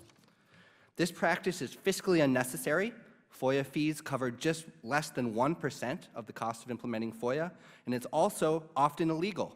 The 2007 FOIA amendments make it very clear that any time an agency misses its FOIA deadline, it can't charge most FOIA fees. But many agencies, with the very troubling support of the Department of Justice, have improperly skirted the crystal clear intent of these provisions so they can use sticker shock to head off requests without processing them. Fortunately, both FOIA bills include language which should prohibit these hijinks once and for all. The second barrier, improper withholding of information. This Sunshine Week, White House spokesperson Josh Earnest repeated a Department of Justice talking point touting a 91% FOIA release rate. But this figure is extremely misleading. DOJ numbers ignore 9 of the 11 reasons FOIA requests are denied. The actual FOIA release rate is just over 50%, and many of those partial releases, you see them right here. Reams and reams of wholly blacked out pages are classified as partial and go into the DOJ's figure as such. More startling, the AP's recent finding that when challenged, government agencies admit they wrongly withhold information almost a third of the time. As this committee well knows, the most oft-abused exemption is Exemption 5, the go-to exemption that agencies use to withhold embarrassing, incriminating, or even burdensome to process documents. Happy to talk more about that later. But I do laud both of the B5 fixes in the bill. They're very good. The third barrier is the inability for agencies to leverage technology to improve FOIA and record-keeping procedures. Because of this, your bill's language instructing agencies to make information public to the greatest extent possible through modern technology is very welcome. FOIA shops are far behind the private sector utilizing e-discovery and automated front-end redaction tools to process requests, and they're also far behind making their releases digitally available to the world. Just 40% of agencies follow the intent of the 1996 e-FOIA amendments by routinely posting documents online as they're released. Now, the good news is there are some good examples. The FOIA online agencies post documents as a matter of practice, and the Department of State, for all of its other FOIA and record-keeping problems, does have the best online FOIA reading room that posts all of its releases online. Email. Today, right now, federal agencies are still not required to digitally preserve their emails. The deadline is not until December 2016. Until then, federal employees will continue to be allowed to select themselves which emails they believe to be federal records, print them out, and file them in a box. As long as this practice is allowed to continue, it is unrealistic to expect that any federal agency will properly search emails in response to FOIAs, or that their email preservation rate will be any better than the State Department's 0.006%. Department-wide. The final overarching point I'd like to make is that the root cause of these problems that you've heard today is a lack of an independent, robust organization that monitors and enforces FOIA compliance throughout the federal government, a FOIA beat cop. The current process of encouraging agency compliance, that's what the DOJ does at the same time, it defends agency withholdings and abuses, and reviewing agency compliance, that's what OJIS does after it gets OMB approval to review, are clearly not establishing agency compliance with the FOIA. My fear is that without robust enforcement, your excellent bill won't fix the root cause of the problem. Thank you very much for this hearing. Thank you for passing the excellent bill out of committee. Thank you, Mr. Jones. Ms. Garcia, you're now recognized for 5 minutes. Mr. Chairman, thank you so much for having me. Actually, we're coming up on our 2nd anniversary, and you're welcome to join us at our rooftop party. In the meantime, my written remarks and planned remarks have already been submitted for the record, so I thought I might take the time allotted to me to address some of the issues already raised by the committee, if that's possible. Mr. Chairman, you did an excellent job of laying out the land of FOIA. There are a lot of, an article went out last night that's going viral right now, and inviting 25-year-olds to come and watch how their government works. They're learning for the first time that they're entitled to public records under the law. It's like crazy. So I definitely appreciate you laying out this sort of parameters of the law. One thing I would clarify is that of the 9 exemptions that are listed in the FOIA statute, only 6 of them are discretionary, 3 of them are exclusions. 3 are, according to the law, you're not allowed to have these records, but 6 of them are discretionary, which means that agencies are not compelled to conceal those records. They actually have some judgment and can say, you know what, maybe we'd like to keep these back, but honestly, it wouldn't hurt. Let's give them out. Right now, the agencies are treating them as de facto exclusions, so all 9 exemptions are now being withheld. To Mr. Cummings' point, the ranking member, I'm afraid I would dispute the records, the numbers that are self-reported by the agencies. The full-time employee rate, although it's gone down, it's been far surpassed by a spike in contractor workers replacing government employees. While they shouldn't, according to the Federal Acquisition Regulation, be performing inherently governmental functions, in many cases they are.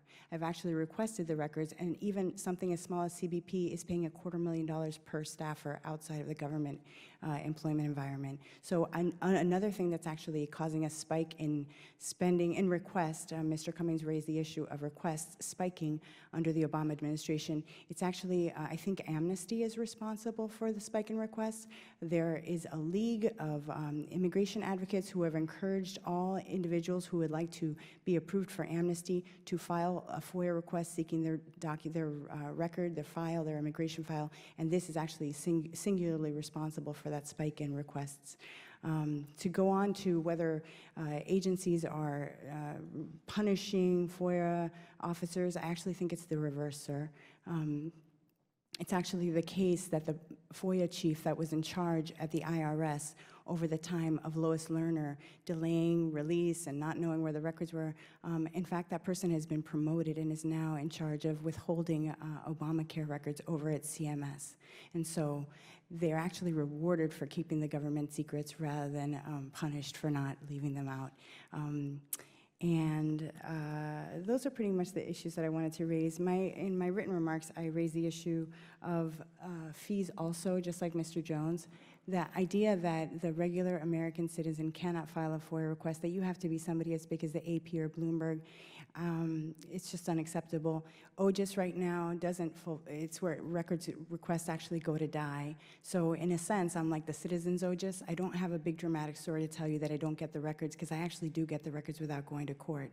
And one example is one I got for Pro English, where they were able to get the records of Obamacare being promoted in languages other than English.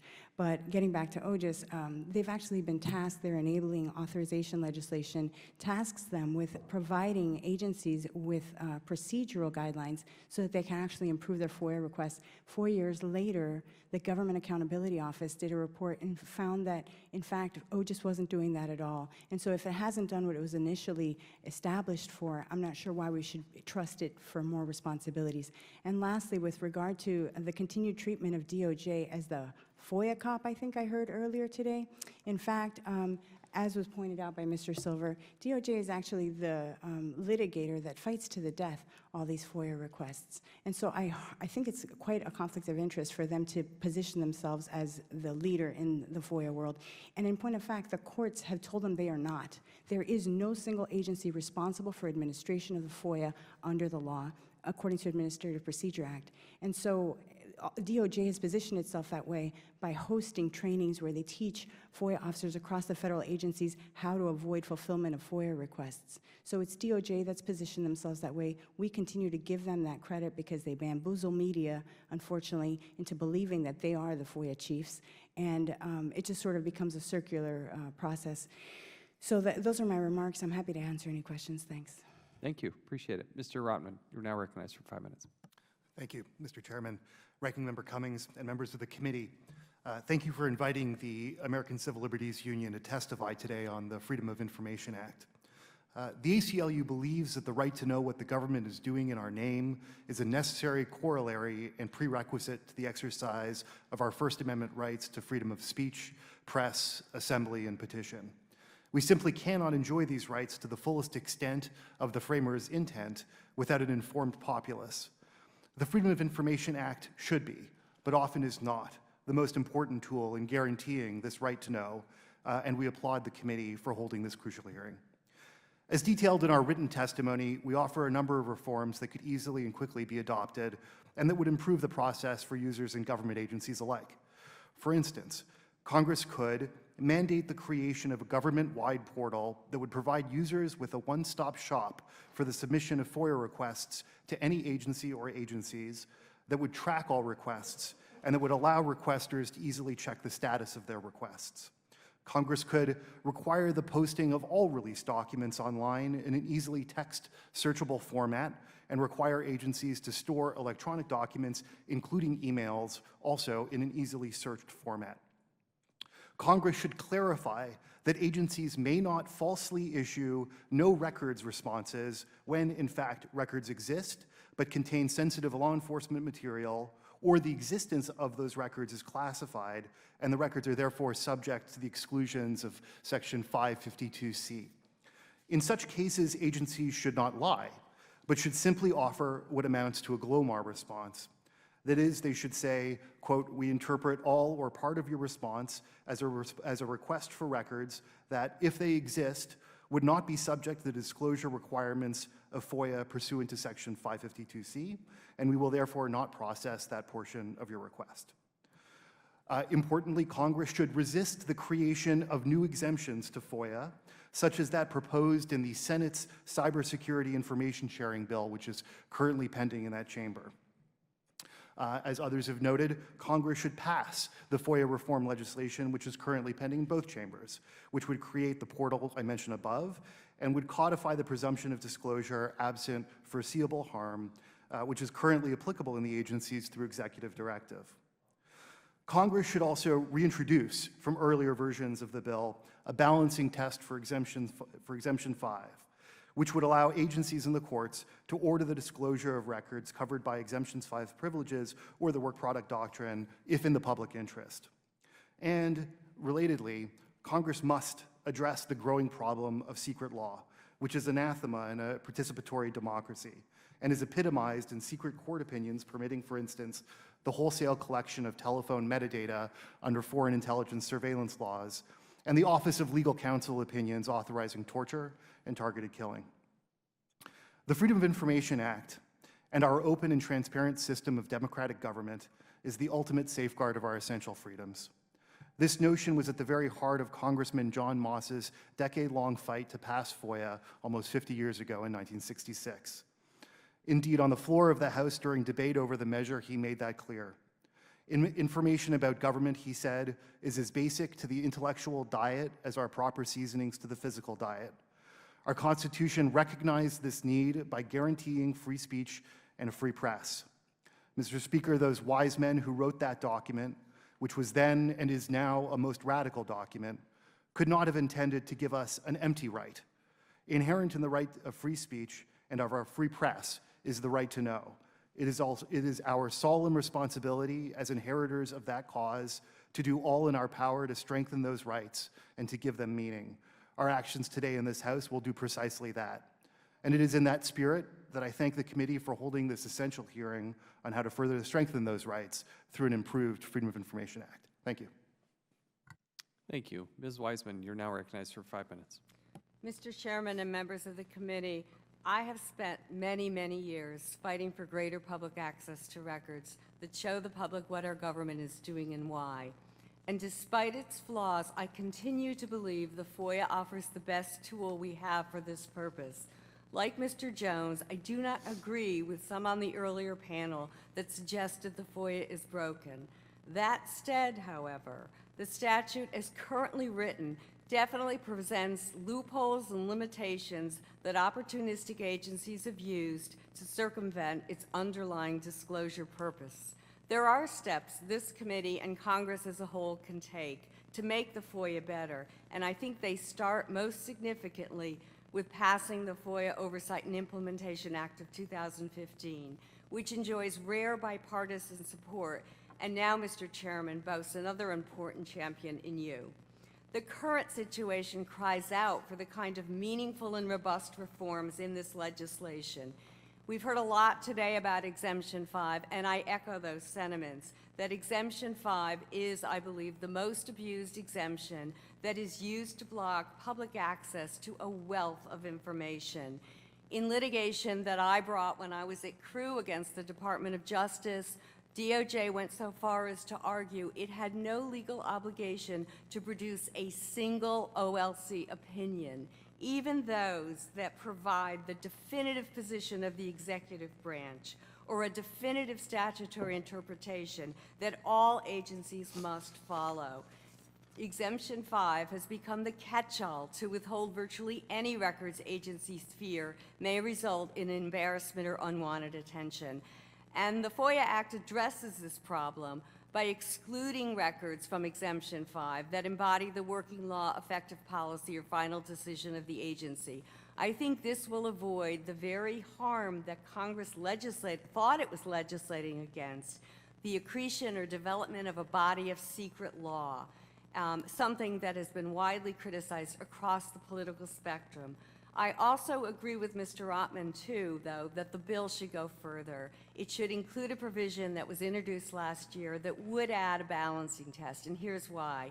Well, I would certainly support efforts to get rid of the deliberative process privilege altogether. I don't think that's a very realistic outcome.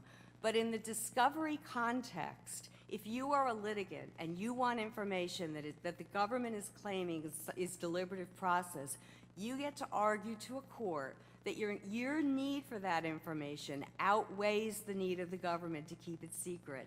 And I believe by importing that test into the FOIA, it would provide the public and representatives of the public, such as those on this panel and the previous panel, to at least be able to make the argument that the public need for the information outweighs the government's reflexive invocation of the deliberative process privilege. So I would urge the committee to go back and consider adding in that provision.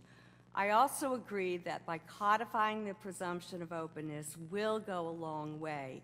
Right now, we have what I would call is just an aspirational goal, and agencies are free ultimately to do what they want. I think if we want to have the kind of transparency that President Obama committed to, we need that codification.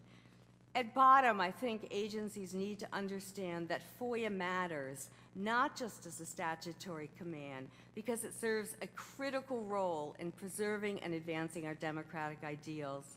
I have been privileged to meet with many visiting dignitaries and government officials from emerging democracies, and I am struck again and again by how they express the belief that by passing a similar law in their countries, that is the only way that they will have a guaranteed right to have a democratic form of government. Sadly, in our country, however, too many agencies have lost sight of the importance of this right in our own governance. Instead, they view their responsibilities under the FOIA as a burden and a distraction from their primary missions. I think this Congress, through legislation like the FOIA Act, needs to send a very clear and unmistakable message that FOIA still matters and FOIA remains at the core of every agency's central mission. I would be happy to answer any questions that you have. Thank you. Thank you. I thank you all for your comments, and I'll recognize myself for 5 minutes. There are two issues that I want to deal with, even though we have passed the bill out of committee, that I think we need to address before we encourage and bring it up to the floor. One of those is limiting back the exemptions. What I would like you to do is as something that you would appreciate if you would really put some thought and brain power behind, is to get back to this committee in about a week's time. You've been looking at FOIA, you've spent time with FOIA, you've spent years looking at it. How would we reconstitute those 9? Should they be 3? Should they be 2? Should it be, maybe it's 18 and they just have to be much more specific? How would you take that section of FOIA and redo it in such a way that there are certain things, there are certain privacy things with individuals that have to be, I think we'd all agree about that, but I do hear this resounding drum beat that says it's being far too used. It's so liberal in its approach that you can put everything under there, and then you get what Ms. Mitchell here is binders full of redactions that, and we deal with this the same thing in Congress. I mean, even when we issue subpoenas, we get information that's so heavily redacted, it's ridiculous. So we would appreciate your thoughts and comments in writing back on that as we, at the staff level, in a bipartisan way, try to redo that. The other one that I'm struggling with a little bit, that I need your help and insight, and I appreciate some verbal comments, but again, give it a little bit of thought, is what is the consequence? Because if there are no consequences, now part of that can be who pays, but ultimately it's the taxpayers that end up paying, right? No skin off somebody's back if you got to pay. So, but there has got to be some degree of consequence for noncompliance. And for just running out the 20-day clock, they just blow right through that. And we're talking about years often for these materials. So, Ms. Garcia, I'm going to start with you because I can tell you're anxious to talk about that, and then Mr. Fitton, too, if you could jump in here. Thanks so much, Mr. Chairman. Actually, because I don't take these requests to court, I'm probably the most experienced in terms of securing compliance without that stick. The statute actually does provide for consequences to a FOIA officer. That's why every single decision has to be signed by an individual. It's often the case that, for instance, State Department is getting away with little initials so that you can't track down who the person was who made that decision. And then once it goes to court, which I never go to court and they know I don't go to court, but if you went to court, you couldn't really pin that back on one person. The statute does provide. Problem is, it gets triggered by the judge. The judge has to find that there was arbitrary or capricious or like just so outlandish. Guess how many times they've ever referred something to special counsel? 0. Big goose egg. In addition to that, because FOIA cases are decided at the litigation level, I know a lot about litigation only because that's the way I'm able to avoid it.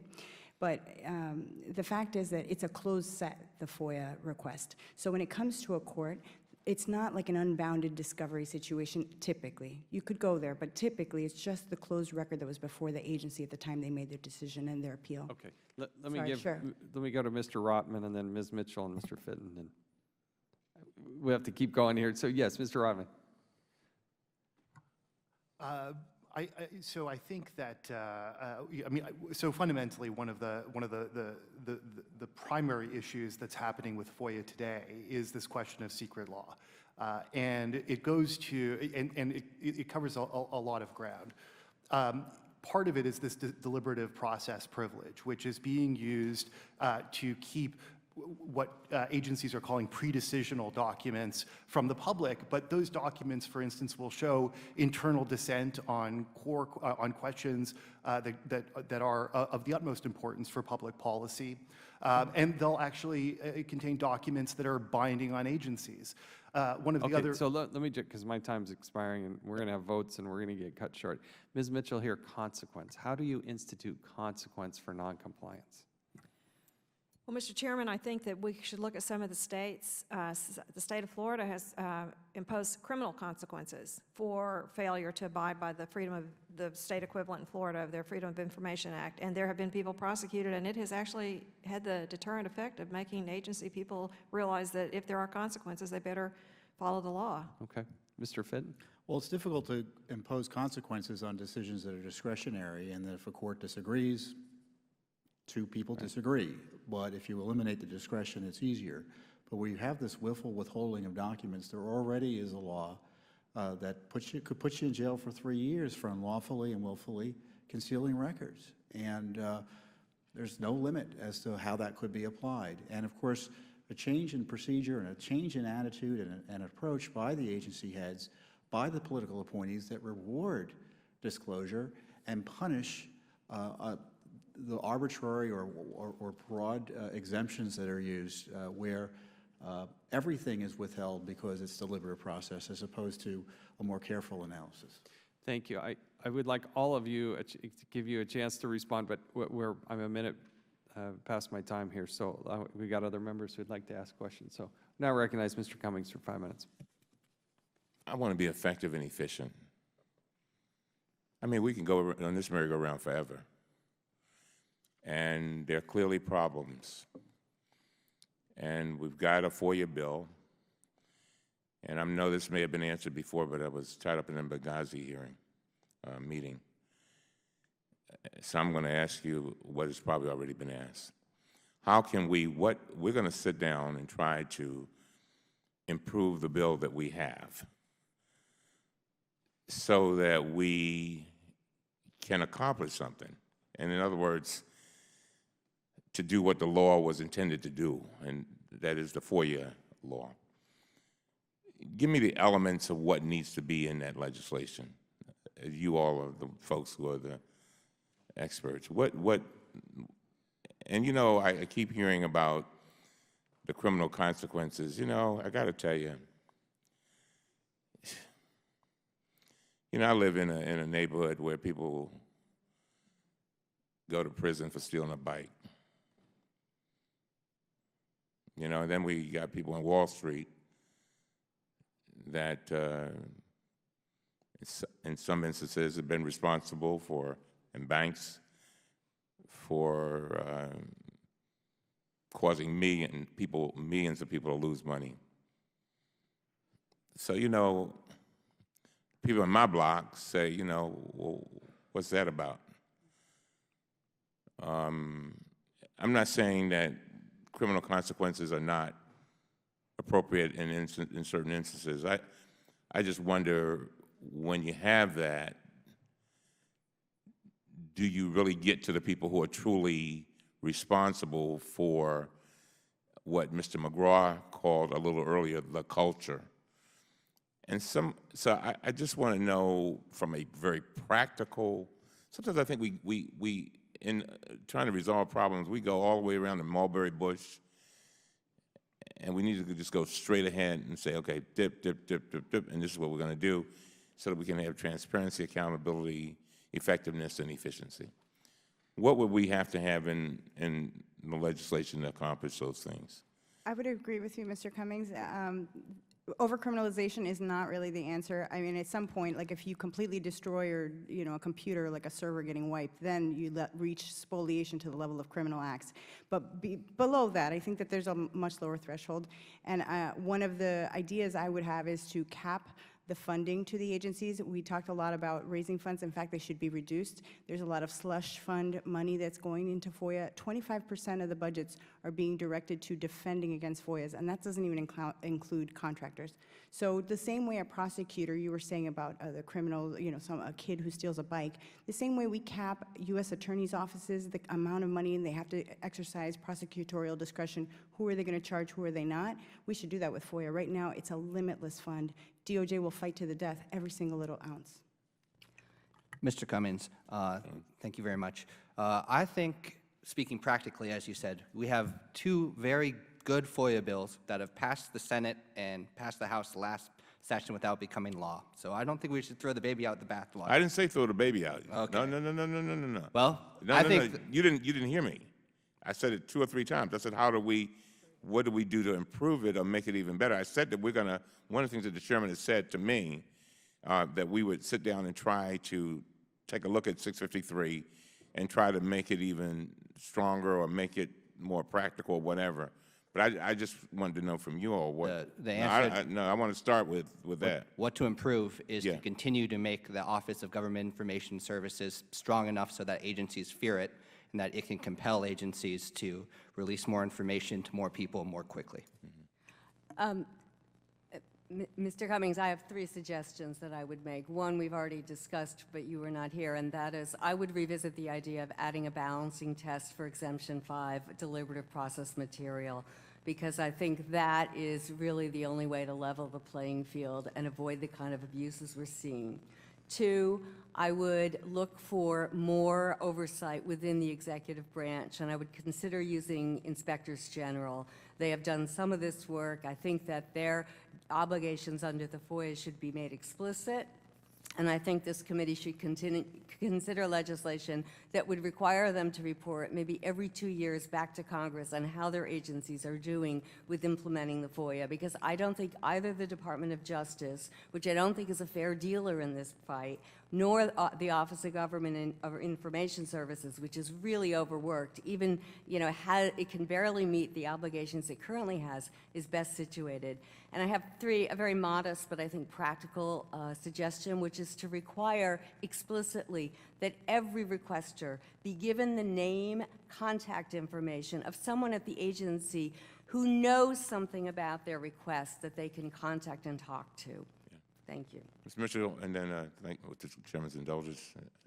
Well, Mr. Cummings, I actually think that after looking at the jurisprudence, the case law on the deliberative process privilege, it is unintelligible.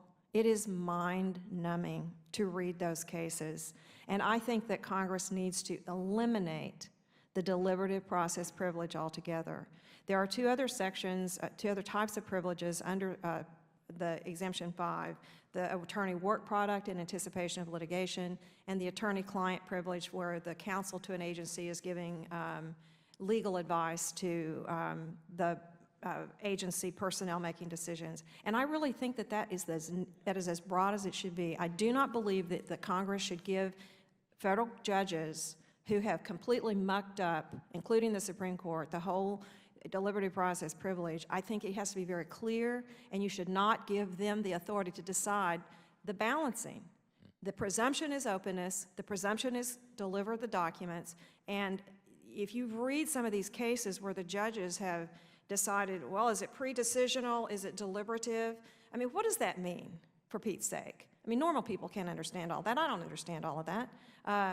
It used to be, in the common law definition, the agency head had to sign off before it could be invoked, the deliberative process privilege could be invoked. My favorite of the deliberative process privilege invoked in the production that I brought here today is the withholding of documents written by a summer intern as deliberative process, who had gathered research and wrote memos, and that's all been redacted and withheld. And either redacted or withheld, but they don't deliver, they won't tell us the name because they say this person was not a decision maker. So these are the kinds of things that the agencies are just unilaterally deciding, and I think the only way to deal with it is to just get rid of that deliberative process privilege altogether. Thank you, Mr. Chairman. The chair now recognizes Mr. Jordan from Ohio for 5 minutes. I thank the chairman. Mr. Fenton, let me go back to where I was with the first panel. We had a group of journalists who had never testified here before, but felt it was important to come talk about this issue in front of Congress. And I just want to make sure we're all clear, and I'll run the same questions by you. In your judgment, has the process of trying to get information from federal agencies, has it gotten worse and more difficult to get that information? Yes. Deliberative process exemption has increased dramatically. Yes. And the number of redactions that when you do get the stuff, after it taking forever, you got a whole bunch more redactions on the material. Yes. And other exemptions that you may see as well. Yes. Okay. So much so that the first panel, I mean, I still think this is amazing, that none of them had ever testified on this issue before, but yet the press has to come testify about restrictions the press is receiving, even though we have this thing called the First Amendment. Pretty amazing. And I think it's also important to remember the entire context. Not only are agencies unwilling to give citizens information, but the very same agencies that may not give information under a legitimate FOIA request were also targeting citizens for exercising their First Amendment rights, right? Right. Ms. Mitchell, I know you can talk about that, right? I mean, so take the IRS, for example. They may not comply with certain FOIA requests that you want, but they were also not just not complying with giving citizens right information they had a right to get, they were also targeting potentially those same citizens. Just to ask, we represented, work with Wayne Allen Root, who was a vice presidential candidate for the Libertarian Party. But he had been audited under suspicious circumstances. It took us a year to get this man's one IRS file. And we didn't go to court over it, but to just get your own file shouldn't take a year from an agency such as the IRS. You're all I'm trying to do is sometimes we get focused, okay, agencies are dragging their feet, they're doing more redactions, more exemptions. We got to remember the big picture. these same agencies have targeted citizens. Right. So these same agencies have behaved so poorly that the press, for the first time ever, has to come testify about restrictions the press is getting. I've never, I mean, it's unprecedented where we're at. So I would just, to the chairman, say we've got to understand the entire context here of what's going on. It's catch me if you can government. And the agencies don't like to turn over documents, and unless you're represented in court, it is unlikely you're going to get a substantive response from the government. Well, we've seen, unless you're willing to wait years and months, which is outside what the law requires. No, that's all. I mean, what Judicial Watch has proven that the only way you're going to get stuff is almost the only way is to go to court. We get that. I want to say or ask all of you: have you seen a marked increase in all the things we're talking about since this administration took office, Mr. Fitton? Yes, we've had a dramatic increase in government spending and activity and less transparency. Ms. Mitchell. Well, Mr. Jordan, actually, I hadn't been involved in FOIA until I started dealing with clients who'd been targeted. And so we began to try to get information from federal agencies, not the IRS, but others, and submitted FOIA requests to find out, to try to get to the bottom of the targeting. And I include some documentation in my testimony about some of my clients and our efforts to try to get information. Yeah. Ms. Mitchell, let me ask you a question. I just thought of this. I wasn't in my planning questions.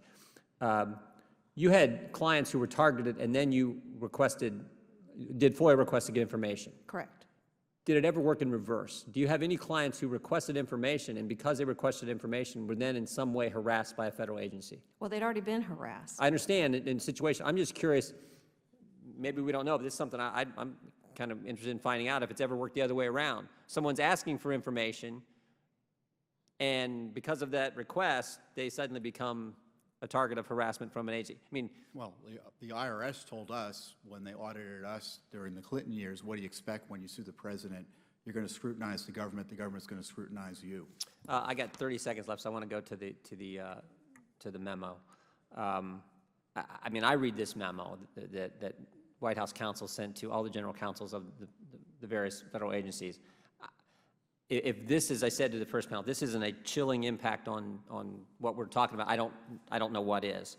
When every agency should consult with the White House counsel's office on all documents that may involve documents with White House equities. What is any interest the White House may have? That's as broad as you can get. And then they further go down here. They list every GAO request, judicial subpoenas, FOIA request. They list everything you can imagine. I've never seen anything like that. Go ahead. Mr. Jordan, more dramatic than that, weeks after the president issued that directive saying that agencies should err on the side of transparency and openness, he was awarded an award by the transparency community, not including me, on the promise of his future transparency, sort of like the Nobel Prize. Yeah. And in point of fact, he closed it to the press. So the actual receipt of the award was not open to the media. If that doesn't send a chilling statement, I don't know what does. I thank you all. Thank you, Mr. Chairman. The chair now recognizes Mr. Wells from Massachusetts for 5 minutes. Thank you, Mr. Chairman. Thank you all for your help. I just want to point out one contrast here. Up until about an hour ago, when the USA Freedom Act passed, the government, in getting information about the general public, was unfettered. Warrantless gathering of information of the public. And even when they had to go to the FISA court, we could find no examples of the FISA court ever denying a warrant for the government to gather metadata regarding its citizens. So here you have the government with absolute discretion on gathering information about private citizens, and yet when private citizens try to understand a little bit about what the government is doing, you know, it's a roadblock, complete roadblock. I would like to talk about something that a couple of the panelists have brought up about the Inspector General, the way we have Inspector Generals in each department. And they do a pretty good job. I have to say, I'm pretty pleased with the way they do their job, but they are also sometimes denied access to information or given the runaround like you all are on a regular basis. So The problem is this weighing, this balancing, and determining whether some information lies within one of the exemptions or should be protected. And you all have to go to court to have that figured out, and it's a very long process for most of you. Would it be helpful if we had, an advocate general for freedom of information within the IG's office, where they could, in the first instance, determine whether or not these people are stonewalling and looking at the information and saying, hey, wait a minute, this does not pass muster. This is not part of the deliberative process. This is because a lot, from the previous panel, they were saying how stuff that was just, there was no contest that this should have been information that was, and even the judges, when it finally went to court, the judges said this should have never been denied. It should have been, it should have been responded to. The public should have had this information. There's got to be some way to short-circuit this and to incentivize these agencies to cooperate as FOIA would intend. And, that could be civil penalties. It could be awarding costs or damages to a party that hasn't been dealt with fairly, or there's been unreasonable obstruction of justice and flow of information because of the positions that these departments have taken. There's got to be some consequences here. We have to induce good behavior, and we're not seeing that right now. So would an advocate general or would any of those measures help? And look, I voted for the FOIA bill that we've passed here, fully supported, but I don't think it addresses every single aspect of what you're bringing up here today. Mr. Fitton. The concern is about these administrative agencies. They'll have opinions, and it's another layer of bureaucracy that may or may not be helpful, and the courts may give undue deference to them, and they are still working for the agency at issue. IGs are interesting creatures. Many IG reports are both exposés and cover-ups at the same time. And I think it's notable, I think it's in the new FOIA legislation that there's a mandate that material behind IG investigations be publicized as well or made public, that it currently isn't happening. So getting access to the courts and taking away the deference, giving courts, taking away the excuse courts have to give deference to the agency discretion on these withholdings, that's what we have to work around, because as long as they have that discretion, it's going to be very difficult to overcome that, because the courts are going to say, who am I going to listen to? The agencies who know what they're doing? What do you know, Judicial Watch, about the damage to the agency's deliberative process if I don't release this information? Or they're weighing privacy interests. I mean, during the Bush administration, one of my favorite worst examples was that after 9/11, one of the agencies redacted the name of Osama bin Laden to protect his personal privacy. Now, we can laugh about it, but it took a lot of time for us to undo it. Not to cut you off, and I appreciate the example, but the Inspector Generals are swimming in that world. They're constantly dealing with that world, so they too have a discretion and a certain balance of interest there, where they're trying to get information for us. And they work with this committee especially. And they already have an obligation to enforce the law, and FOIA is already, in theory, there's nothing preventing them from doing FOIA investigations and the oversight as you suggest. I guess I'm just trying to short-circuit this process that you're all going through very painfully. Thank you. I'll yield back. Thank you, Mr. Lynch. The chair now recognizes Mr. Carter from Georgia for 5 minutes. Thank you, Mr. Chairman, and thank each of you for being here. We appreciate, as if you had any other choice, being here, but we do appreciate it very much.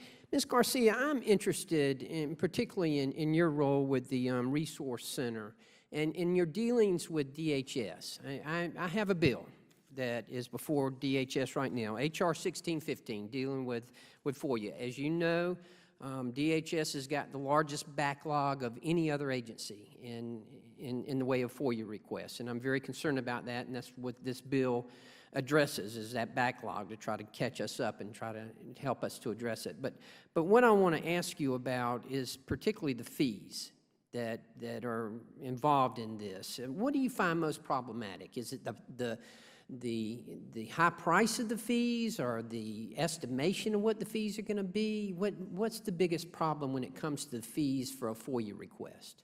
Well, one of the largest problems, Mr. Carter, thank you so much for your question. One of the largest problems is that the agencies know that most requesters don't know the law. So they actually make things up as they go along.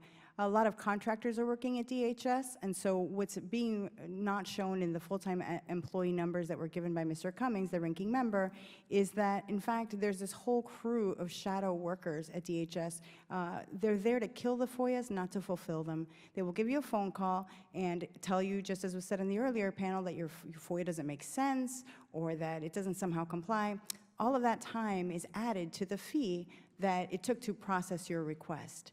On top of this, because the contract regulations don't allow contractors to make decisions, then you need a second layer where an actual employee rubber stamps the work of the other person. Now you've gotten a bill for double the price. Right. Well, let me ask you, you gave us an example where you had requested a $60 fee waiver, and you got an 8-page response.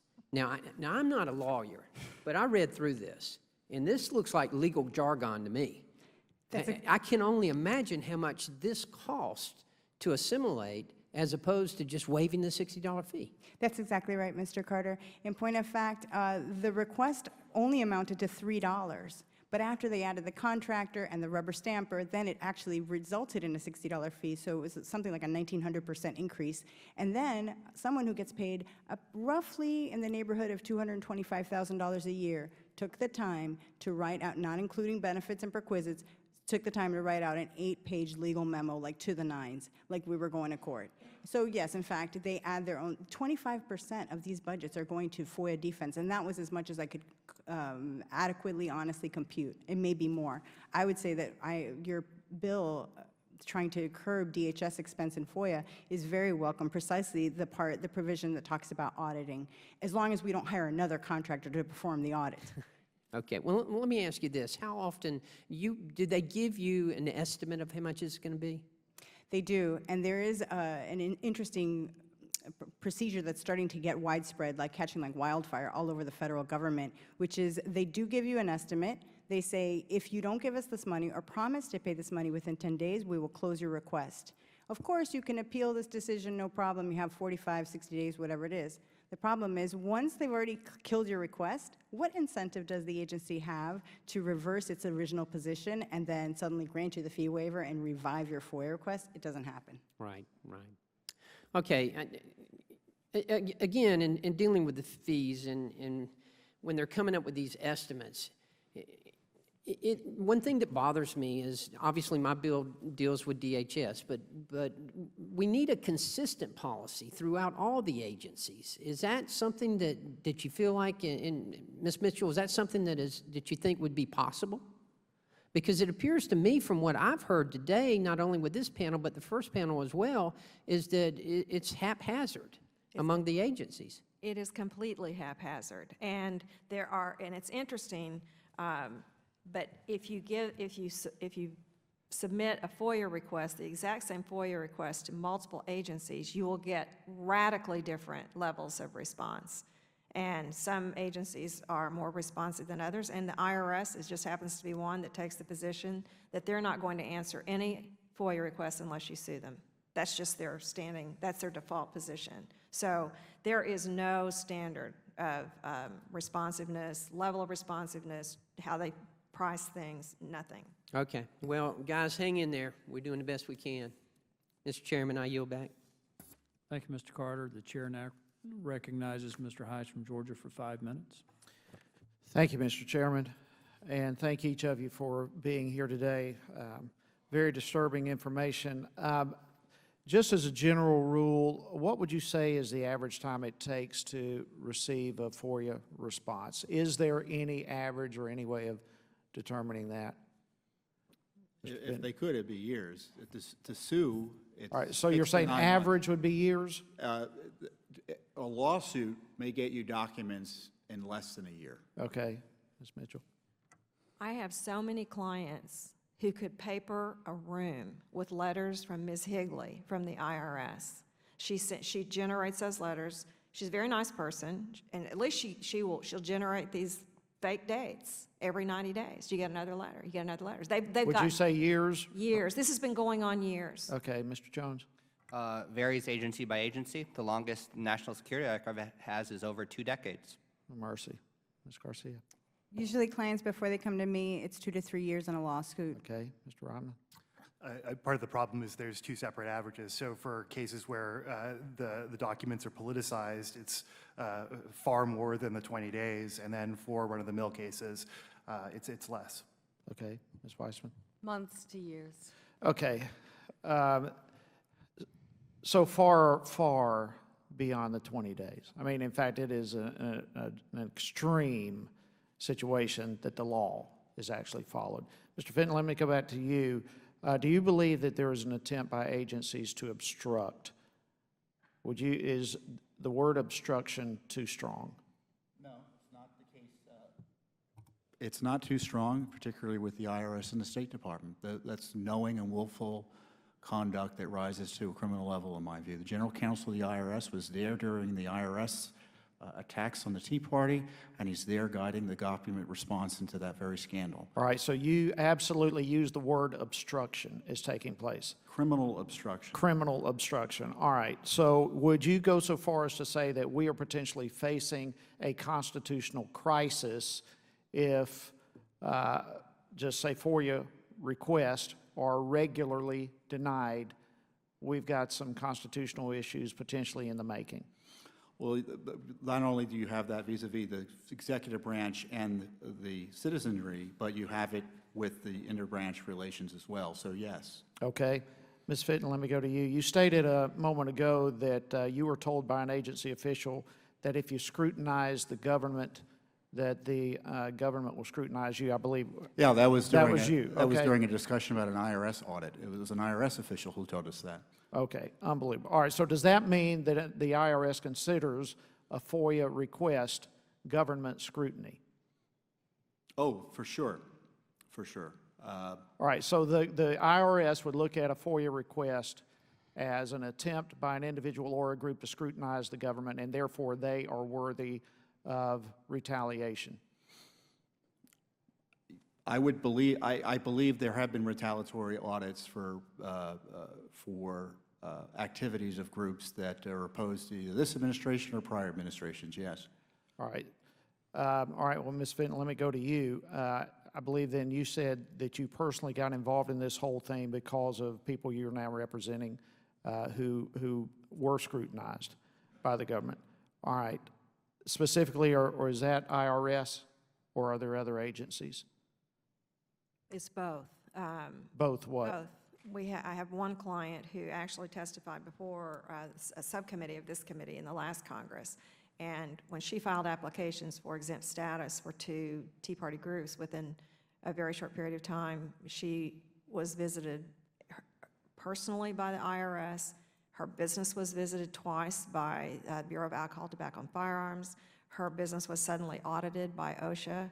I included the FBI came 7 times. I mean, this is a woman who had been living her life for quite a long time with none of that government interest in her or her family. So connecting the dots is undeniable, in your opinion? Certainly seems more of a coincidence.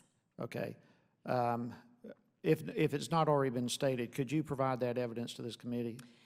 Or Yes, has that happy already to been submitted? It has been in the last Congress. I'm more than happy to provide it again. All right. Thank you for that. Ms. Garcia, let me end my time with you. You stated just a moment ago that the DHS, I believe, you mentioned specifically, has the attitude that absolutely their attempt is to avoid fulfilling FOIA requests rather than meet those requests. Is that right? Absolutely. In fact, the DHS FOIA chief said I was the Kerry Washington of FOIA, that if somebody needed a request, they knew where to get it handled. Who would say that? I mean, that's like a scandal. That's like a TV show. Would you submit that evidence to this committee? Absolutely. Thank you very much, and I yield back. Thank you, Mr. Heiss. The chair now recognizes myself for 5 minutes. Mr. Fenton, in regard to the memo from the White House that Mr. Jordan read, in which they directed every executive agency to notify them of any request for information. And in the context of your answer to a question Mr. Heiss just asked about and which you responded as criminal obstruction. That's pretty strong. I want to know what you would think about an agency possibly engaging in an effort to instruct their employees on how to work with outside groups to avoid the requirements of a FOIA request. Well, it certainly would be inappropriate. The Justice Department is the locus of evil when it comes to FOIA noncompliance. All the agencies get represented by the Justice Department, and everything they say and everything they do in terms of withholding is almost always supported by the Justice Department. I would bring the Attorney General or a representative up from Justice and say, tell us those cases that you've turned away. Let me share with you some information that I shared with the panel earlier from the press. This is the written testimony submitted by Mr. David Schneier, former employee of the EPA, who testified that the EPA had prepared an 83-page PowerPoint presentation on how to use electronic tools to collaborate with external partners. I'm not going to read all of this, but he talked about the use of instant messaging, other real-time correspondence tools, even encouraging using AOL and Yahoo and asking third parties to set up chat rooms. And then here's the part I find particularly troublesome. He said, this presentation also documents a culture of disregard for agency duties under public records and FOIA requirements. It characterizes FOIA and the NARA rules as federal laws that constrain federal administration of public-facing web collaboration tools. That's actually, here's the PowerPoint from that. Yeah, and listed among those, is the NARA, the Federal Advisory Committee Act, the Paperwork Reduction Act. I mean, this, and then he goes on and says, the next section of the presentation describes creative solutions to dealing with federal constraints. Now, they've already considered these requests for documents to be constraints and openly suggest ways to circumvent public records acts. Specifically, EPA encourages its employees to help outside parties to sponsor the web-based collaboration tools, noting that as long as we're only participants, not administrators of a web collaboration site, the site is not limited by those same FOIA and Public Records Act constraints. How would you respond to that? How would you characterize that? Let me say that. Put it that way. Well, that's willful. That's a willful avoidance of the law, and the criminal law already prevents. There's a criminal sanction for willful concealment of documents, and the classification issues with a process like that are significant. You could have classified records depending on the agency, and to be creating federal records and not maintaining them in a willful way is a criminal violation of law. And you know, this is a dramatic illustration of a coordinated effort to avoid transparency laws and disclosure. So that would perhaps go beyond obstruction. Well, when I say obstruction, when there is a willful concealment of records, you're violating the Freedom of Information Act, but there are criminal sanctions associated with concealing records, and that has got to be a tool that prosecutors, you know, they can do a case against the former Speaker of the House by interpreting the structuring laws, anti-structuring laws.